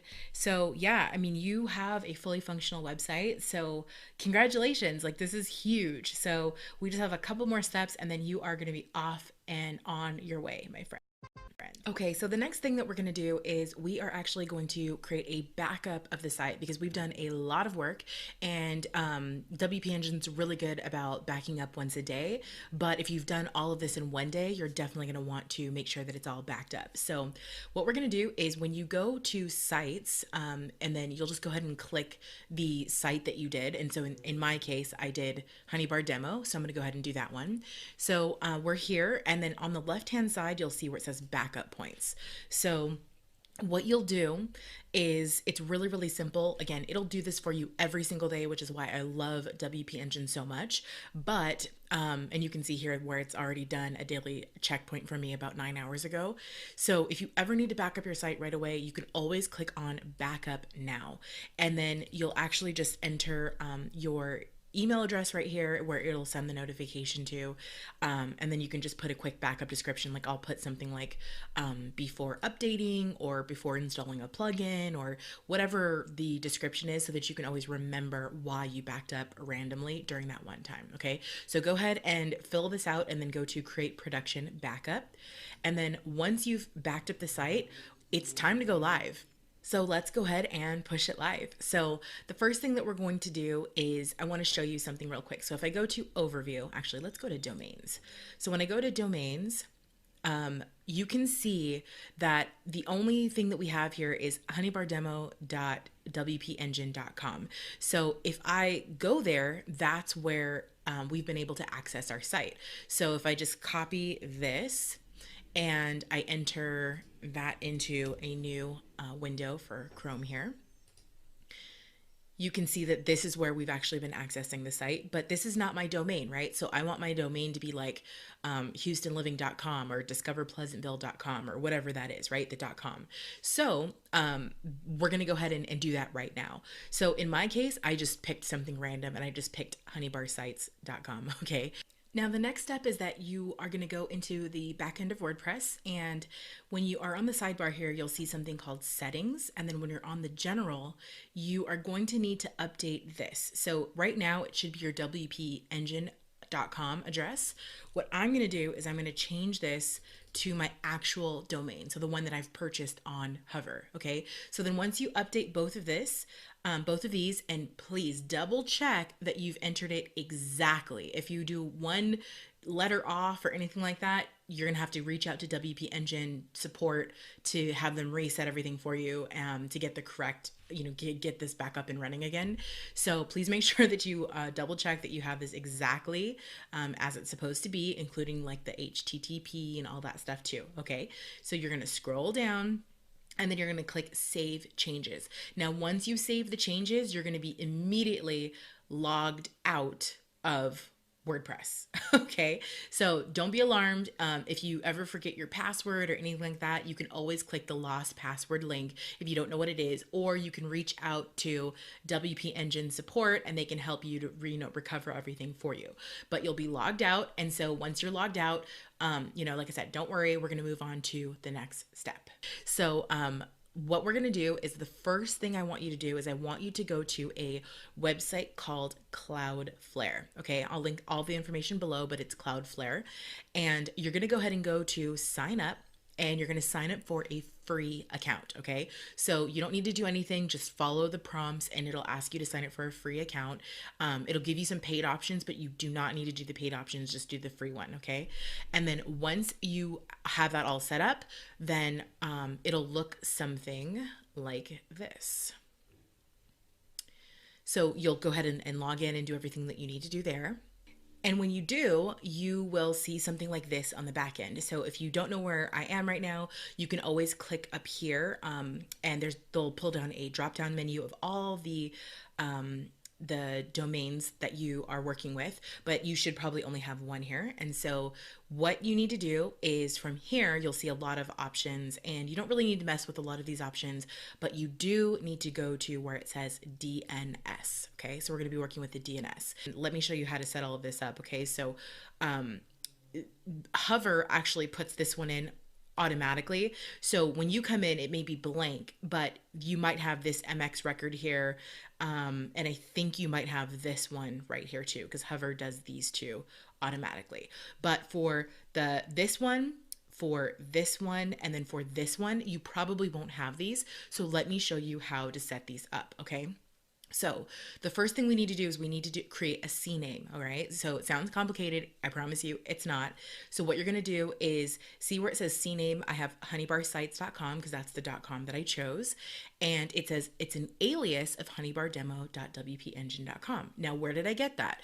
I got that from, if you go back to the WP Engine, it's right here. So just go ahead and copy that just like that, okay? And then so all you need to do is just go to where it says CNAME, put the drop down here, and we're going to just put in your domain. So in my case, it was honeybarsites.com. And then the domain name we're going to choose would be the WP Engine one. And then you'll just go ahead and click add record, and it'll go right there for you. Okay. So you can see mine says it's already done. So, because I already have it right here. All right. So for the next one, we're going to do this one first. So it says www is an alias of honeybarsites.com. So this just means that if someone types in www.johnsmith.com or just johnsmith.com, that it all leads to the same place. Okay, so for this one, all you're going to do is go to, again, CNAME. You're going to do www, and then you're just going to go to your domain, which is, for me, honeybarsites.com. And then you'll click add record. The final step is the IDX. Now, even if you don't have IDX right now, I still recommend that you do this right now, okay? So for the IDX, it's very, very simple. I recommend IDX Broker, and I will link this below, but the domain for IDX Broker is going to be subdomains.idxbroker.com, okay? So all you have to do is go to where it says, make sure you're doing CNAME, and then you'll do real estate. And then the domain name is going to be subdomains.idxbroker.com. Okay, so that's all there is. You don't need to mess with the TTL, just click add record. And then once you've done this, yours should look almost exactly, if not identical to what I have right here. Okay, so again, Hover does this one automatically, so don't worry about that one. And then Hover does this one automatically. We don't need to worry about these two. The ones that are important are this one and this one and this one. All right, so that's what's important. And once you've done that, we're going to just go ahead and quickly move on to the next step. So what I'm going to do is I'm going to log into Hover, and then I'm going to come right back. So go ahead and log into Hover while I'm doing this, pause the video, and we'll meet up in just a second. Okay, so we're here at Hover, and the next step is you're going to go ahead and log into your account, and then I'm just going to click on domains, okay? So we are going to go to the domain, which is for me, honeybarsites.com. So I'm going to go ahead and click on that one. And then right here, it says name servers, all right? So mine has the name servers for Cloudflare, which is exactly what you want, but yours might be something like Hover something.com or even GoDaddy in some cases. So what we're going to do is we need to edit these name servers. So I'm going to click edit, and you can see that I have like vera.nscloudflare.com and amirnscloudflare.com. So where I'm getting these is when you go to Cloudflare and you just scroll down from right where we were, you're just going to copy it and paste. So I'm going to copy this one, go back to Hover, and then I would just paste it right there. Okay. So let's see, since it says 1 and 2, so I'm going to go 1, and let's actually do this together. So here's 1, and then the second one is right here. And there. Perfect. So you'll just go ahead and go to save name servers. All right. So that's it. So the very, very last step in the process is we just need to go back to WP Engine. Okay. So then what you're going to do is you're just going to go ahead and click on domains. And once you hit domains, you'll see the only domain that you have right here, right now, is like the one we've been working with, which is honeybardemo.wpengine.com. Okay. But we want to add honeybarsites.com. All right. That's my real domain. So I'm going to go ahead and click on add domain, and I'm going to type that in, honeybarsites.com. That's the domain that I've purchased from Hover.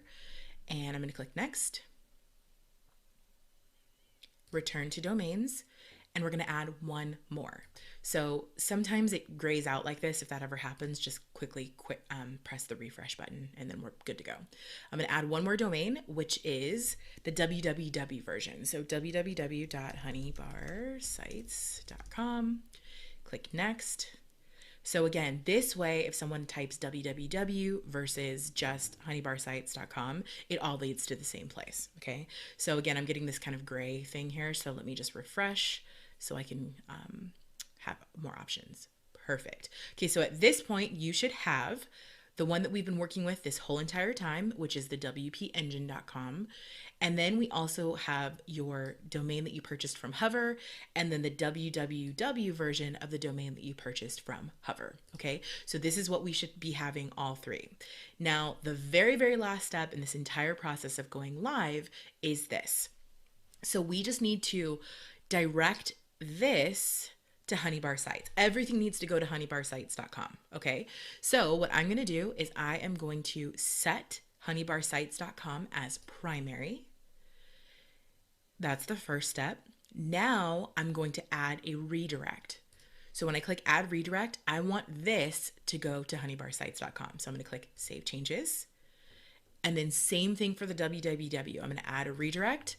And anybody who goes to www of the site of the version, like I want them to come to just the non-www. Okay, so I'm gonna go ahead and click save changes. So let's try this out. It will typically take anywhere from a couple of minutes up to 24 hours to actually have this. It's called propagating, so that when I go to honeybarsites.com, my site actually shows. But let's just take a quick look and see what's happening.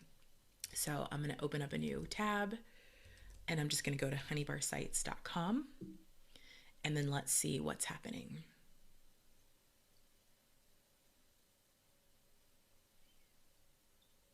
Awesome. So that was just a couple of minutes, and it's already here. So that's pretty cool. So I actually have a live domain now. And so typically, hopefully for you, it just takes a couple of minutes. And if it does, you'll go to, johnsmith.com or houstonliving.com, and your website will be up. It'll be live. So exciting. I am so happy for you. If you are not going to be using IDX, then, we'll go ahead and stop here. I'm going to teach you how to remove this search for homes bar right here if you want to. But other than that, if you are going to be adding IDX to your website, we have just a couple more steps to add in the IDX, and you're good to go. You have a site that's up right now. So congratulations, you did it. Let's just go ahead and add a couple more bells and whistles, and you're going to be on your way. Great job.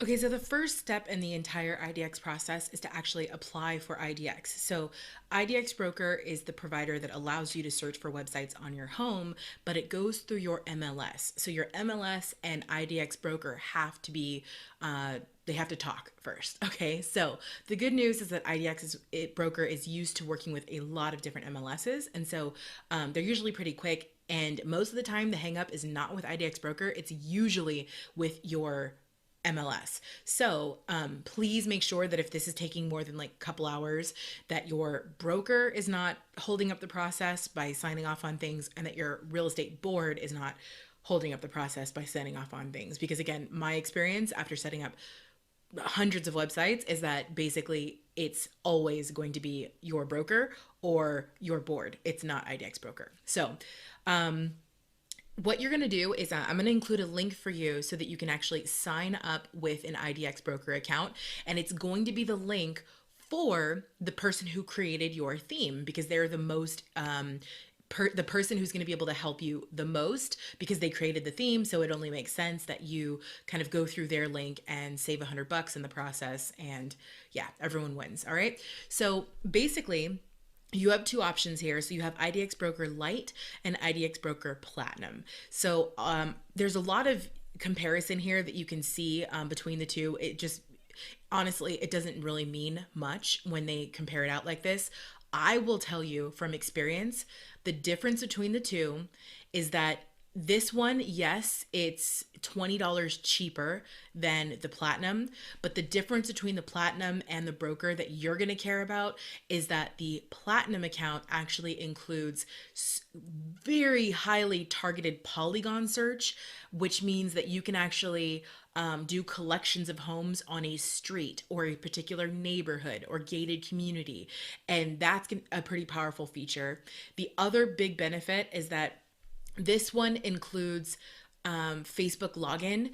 All I'm trying to say here is that if someone's searching for homes and they see something they like, they can literally click a button and it'll pull all their contact info in from Facebook, which means it's going to be correct contact information, and then it'll allow them to opt in for leads. So I would definitely recommend doing the platinum, but if you are just starting out, it's perfectly fine to do the light. But as soon as you can upgrade, it is worth upgrading to the platinum, just so you know. Okay, so go ahead and click the link below, choose a plan, start getting all of your paperwork in order, and it should only take about maybe 24 hours max for all of this stuff to kick in. So I'm going to press pause now, and then I'm actually going to walk you through the end of how to set everything up, just assuming that you've gotten all of this stuff in order. So let's assume that you've gotten all of your paperwork in order and your MLS and your broker and IDX broker all connected together. Okay, you'll get an email when that process is complete. Okay, so when you're here, you definitely want to make sure that there's a couple of things that are like kind of checked off here. So we're going to want to make sure that global is highlighted in blue. Make sure that dynamic is highlighted in blue. And then for the dynamic URL, we're going to make sure that this says yourdomain.com/idx-wrapper/idx. Okay. And I'll go ahead and link that down below just so that you have that, as a sample for you. And then once you're all done, go ahead and click Save Changes. Now, the next step is to go to where it says your account. And when you go to account info, so once you're on account, you're just going to go to and make sure that this is updated correctly. So it should be yourdomain.idxbroker.com. And then you're going to click on use custom domain. You're going to say yes. And then you're just going to do the custom domain as real estate. So it's going to say real estate right here, and it should say .yourdomain.com right here. The next step is to go back to WordPress, and on the left-hand side, you'll see the IDX Broker plugin right here. Remember, we installed this from the very, very beginning, so go ahead and click on it, and then we'll click on Initial Settings. Now, it's going to ask us for an API key, and so to get the API key, all you're going to do is click this little button right here, and then it directs us to this page. So I'm going to use mine, and then I'm going to plug it in right here and then do update schedule. Perfect. Okay, so you're gonna wanna make sure that we can do the schedule every 3 minutes. And then finally, where it says create the global wrapper, we're gonna go to page name, IDX, create.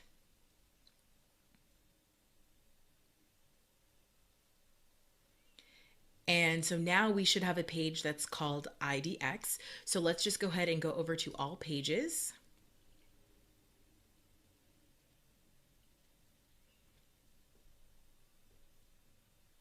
And it looks like it hasn't created the page for us, but what I'm going to do is where it says IDX integration, I am just going to quick edit this, and let's just remove all of that part. So just so that it's the slug says IDX.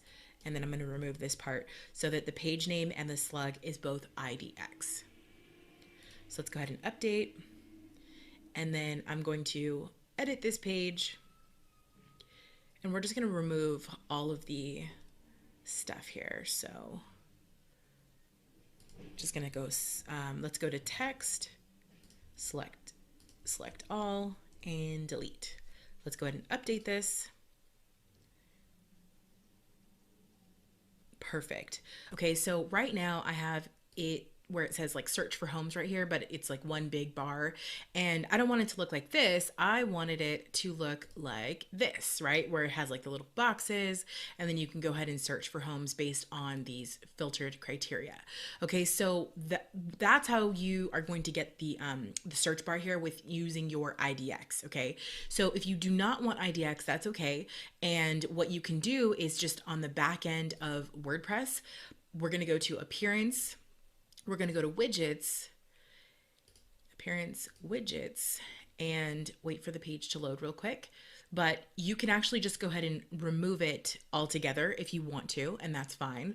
But I do actually recommend having IDX on your website. It'll help improve your search engine capabilities with Google. People can search for homes on your site. You can display collections of homes like horse properties or homes with a pool for under $500,000. That's very, very valuable. A list of upcoming open houses, for instance. Buyers love that stuff. So I do recommend having IDX for that reason.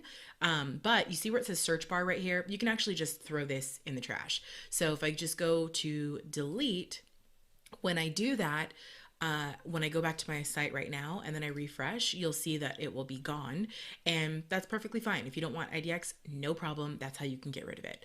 But for everybody that does want IDX, again, we want our site to have the capability of having all of this down here. So what I'm going to do now is I'm actually just going to walk you through on how to get this the right way. So first and foremost, when we installed the IDX broker widget, and that is, let's see, the IDX Impress plugin. Okay, so we installed that earlier in the very, very beginning. So now what we're going to do is in the search bar here, we need to find that and drag it on over to the search bar. So IDX Impress Omnibar search is what we're going to be looking for. So I'm going to drag that in. So Omnibar search. And then the next step is to do the exact same thing for the primary sidebar. So let's go to Omnibar search. I'm going to drag it right above, and then I am going to delete this one. So we have it in two places. We have it in the sidebar, and then we also have it in the search bar. So we're definitely going to want to uncheck the default styling. And then we want to uncheck default styling here too. So I'm just going to go ahead and click on extra fields, and then click on extra fields right here. So let's go ahead and save. And then save one more time. And then you are going to go to a website, and I'm going to link it below. And so look for that below. And this is the website. And you can see here, there's a lot of code. So let me show you where to put that. So first and foremost, we're going to click on raw. So we're just looking at the raw code. And then what I'm going to do is I'm going to copy this whole entire string of code. Okay, copy that whole darn thing. Now let's go back to the back end of WordPress, and what I'm next going to do is just go where it says let's see, we're going to go to appearance, and then let's click on customize. I'm just waiting for the site to load real quick. And see where it says additional CSS? We're going to paste that whole entire code right there. All right, so we're going to paste that, and you can see it's already starting to shape up right here. So let's go ahead and publish that. And then let's go back. So now when I refresh the page on my site, I see something that looks like this, and you may see something that looks like this too.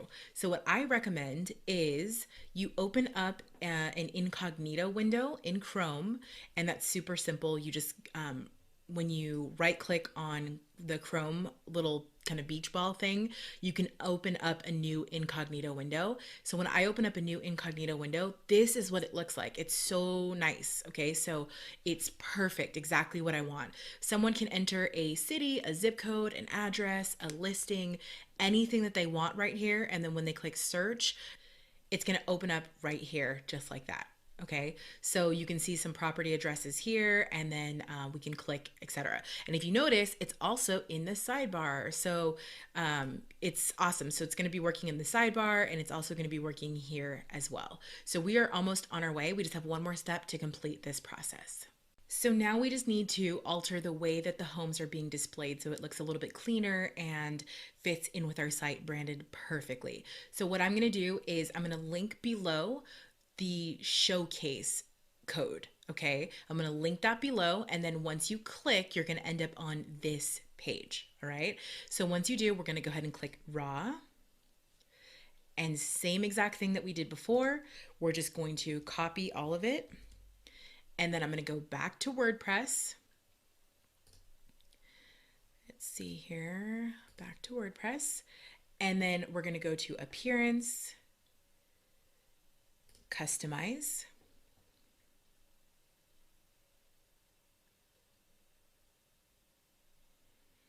and then additional CSS.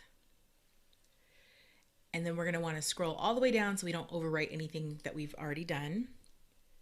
So I'm just going to like drop down 2 lines and then paste. Now let's publish it. And now when I right click here and go to open incognito window, let's see what it looks like. Okay, so this looks good. I'm going to just go ahead and click search. And now you can see that it's displaying much, much cleaner and much better. It looks more beautiful now. So when I go ahead and click on, let's just say one of these listings here, and you can see that everything is displayed here and it looks okay. But what I'm going to do is teach you a little trick to make it look even better. So I'm just going to go back to IDX Broker, and where it says preferences, actually we're going to go to designs, I'm sorry, designs, and we're going to go to pages.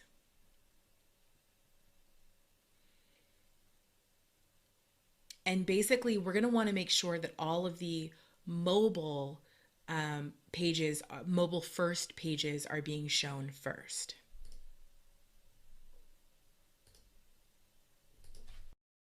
When you're here, you're just going to click on where it says layout. You can see that all of these down here, you'll just go all the way down the page and edit all of these.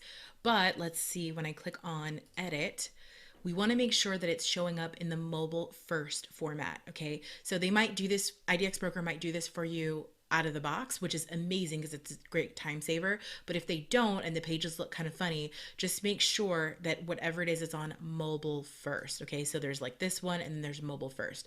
So if I go back, I'll show you one more. So if I go to advanced search, I'm going to click edit. And then again, just make sure that it's on the mobile first, and then that's this one. So you would click here and then click activate if it's not already there. Okay, so that's how you can make sure that everything looks a little bit cleaner and a little bit better, and it's going to be optimized for mobile as well. So that is it for the IDX. And once you have that done, you should again have a really great page that looks something like this, and it looks really, really good. So I'm super excited for you. Congratulations, and I hope you enjoy your new website. See you later. All right, so the first step in the SEO suite is to make sure that we have Google Analytics installed.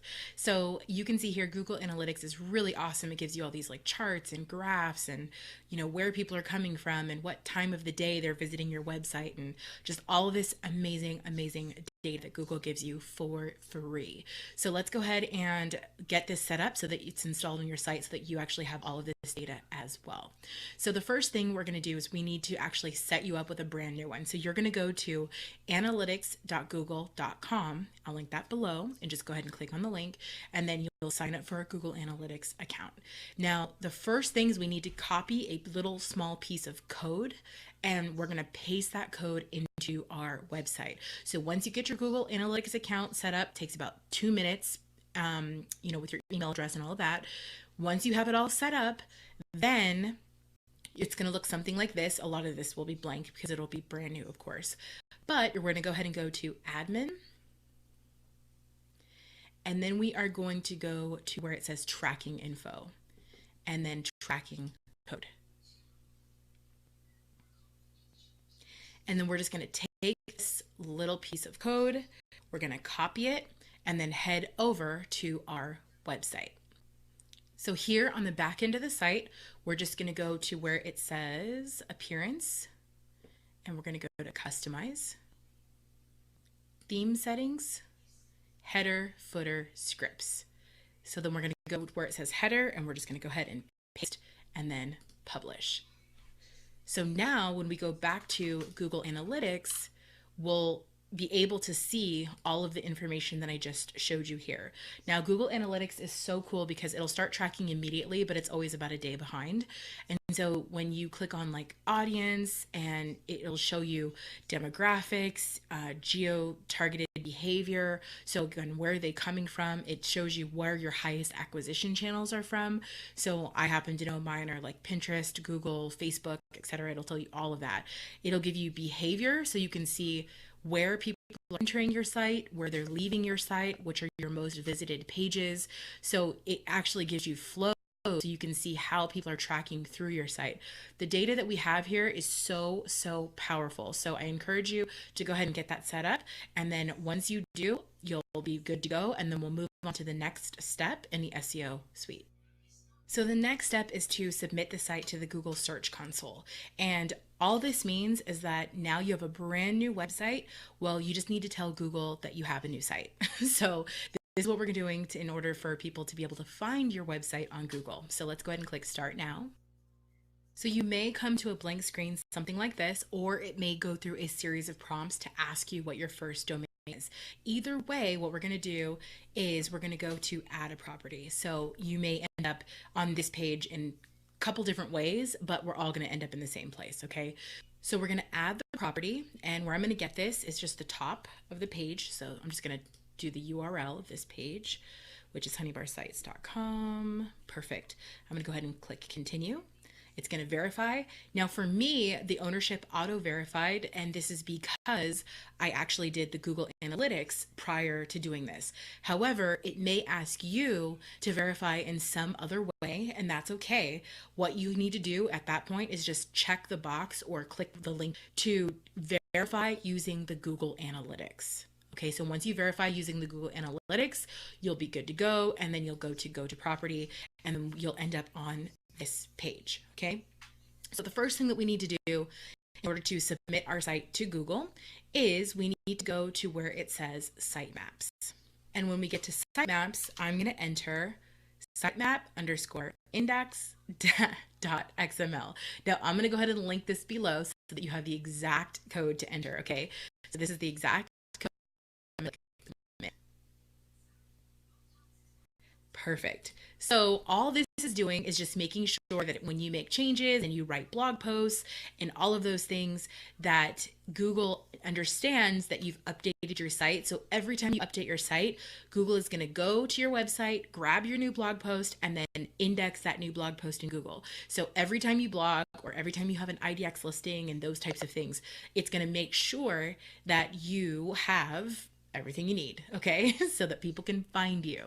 Now, the next step is to add our IDX real estate.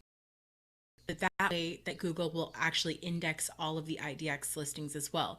So if 123 Main Street comes on the market and a seller or a buyer happens to Google 123 Main Street while they're sitting outside of 123 Main Street, your listings will actually come up in Google. And this is how Zillow does it. This is how Trulia does it. This is how Redfin does it. So I want you to have the same advantage as those big sites. So let's go ahead and index your site as well. Okay, so we're going to go back over here and we're going to click on add a property. And then I am going to do, remember we did realestate.domain.com. Okay. So I'm going to enter my domain here, honeybarsites.com. And don't forget to add the HTTP. Here we go. And once again, I'll link the template down below so that you can actually just grab that and go. I'm going to click continue. Perfect. We're going to go to the property. So now we're at realestate.honeybarsites.com. And what we need to do is we need to do the sitemap for this one. So this one's a little bit different. In order to get the sitemap for IDX Broker, we have to go to IDX Broker. So I'm going to go to IDX Broker. I'm going to click on Designs, Pages, and then I'm going to scroll all the way down and see where it says XML sitemap. I'm going to click on Link. I'm going to grab this. Oopsies. I'm going to grab this whole entire thing here, copy, go back to Google Search Console, paste. Now remember, we only need to do this part where I'm going to remove this because Google already gives us that part, right? So I'm going to remove. So we're just going to do from IDX all the way down to the sitemap. And then I'm going to go ahead and click submit. So we are done with the SEO suite, and I'm so proud of you because now all of your listings, your blogs, everything that you're doing every single week, all the hard work that you're putting in order to creating this site and making it awesome is now going to all be discoverable by Google, and you're going to start ranking higher and higher and higher in all of the search engines. So congratulations, and I wish you the best of luck on your brand new site.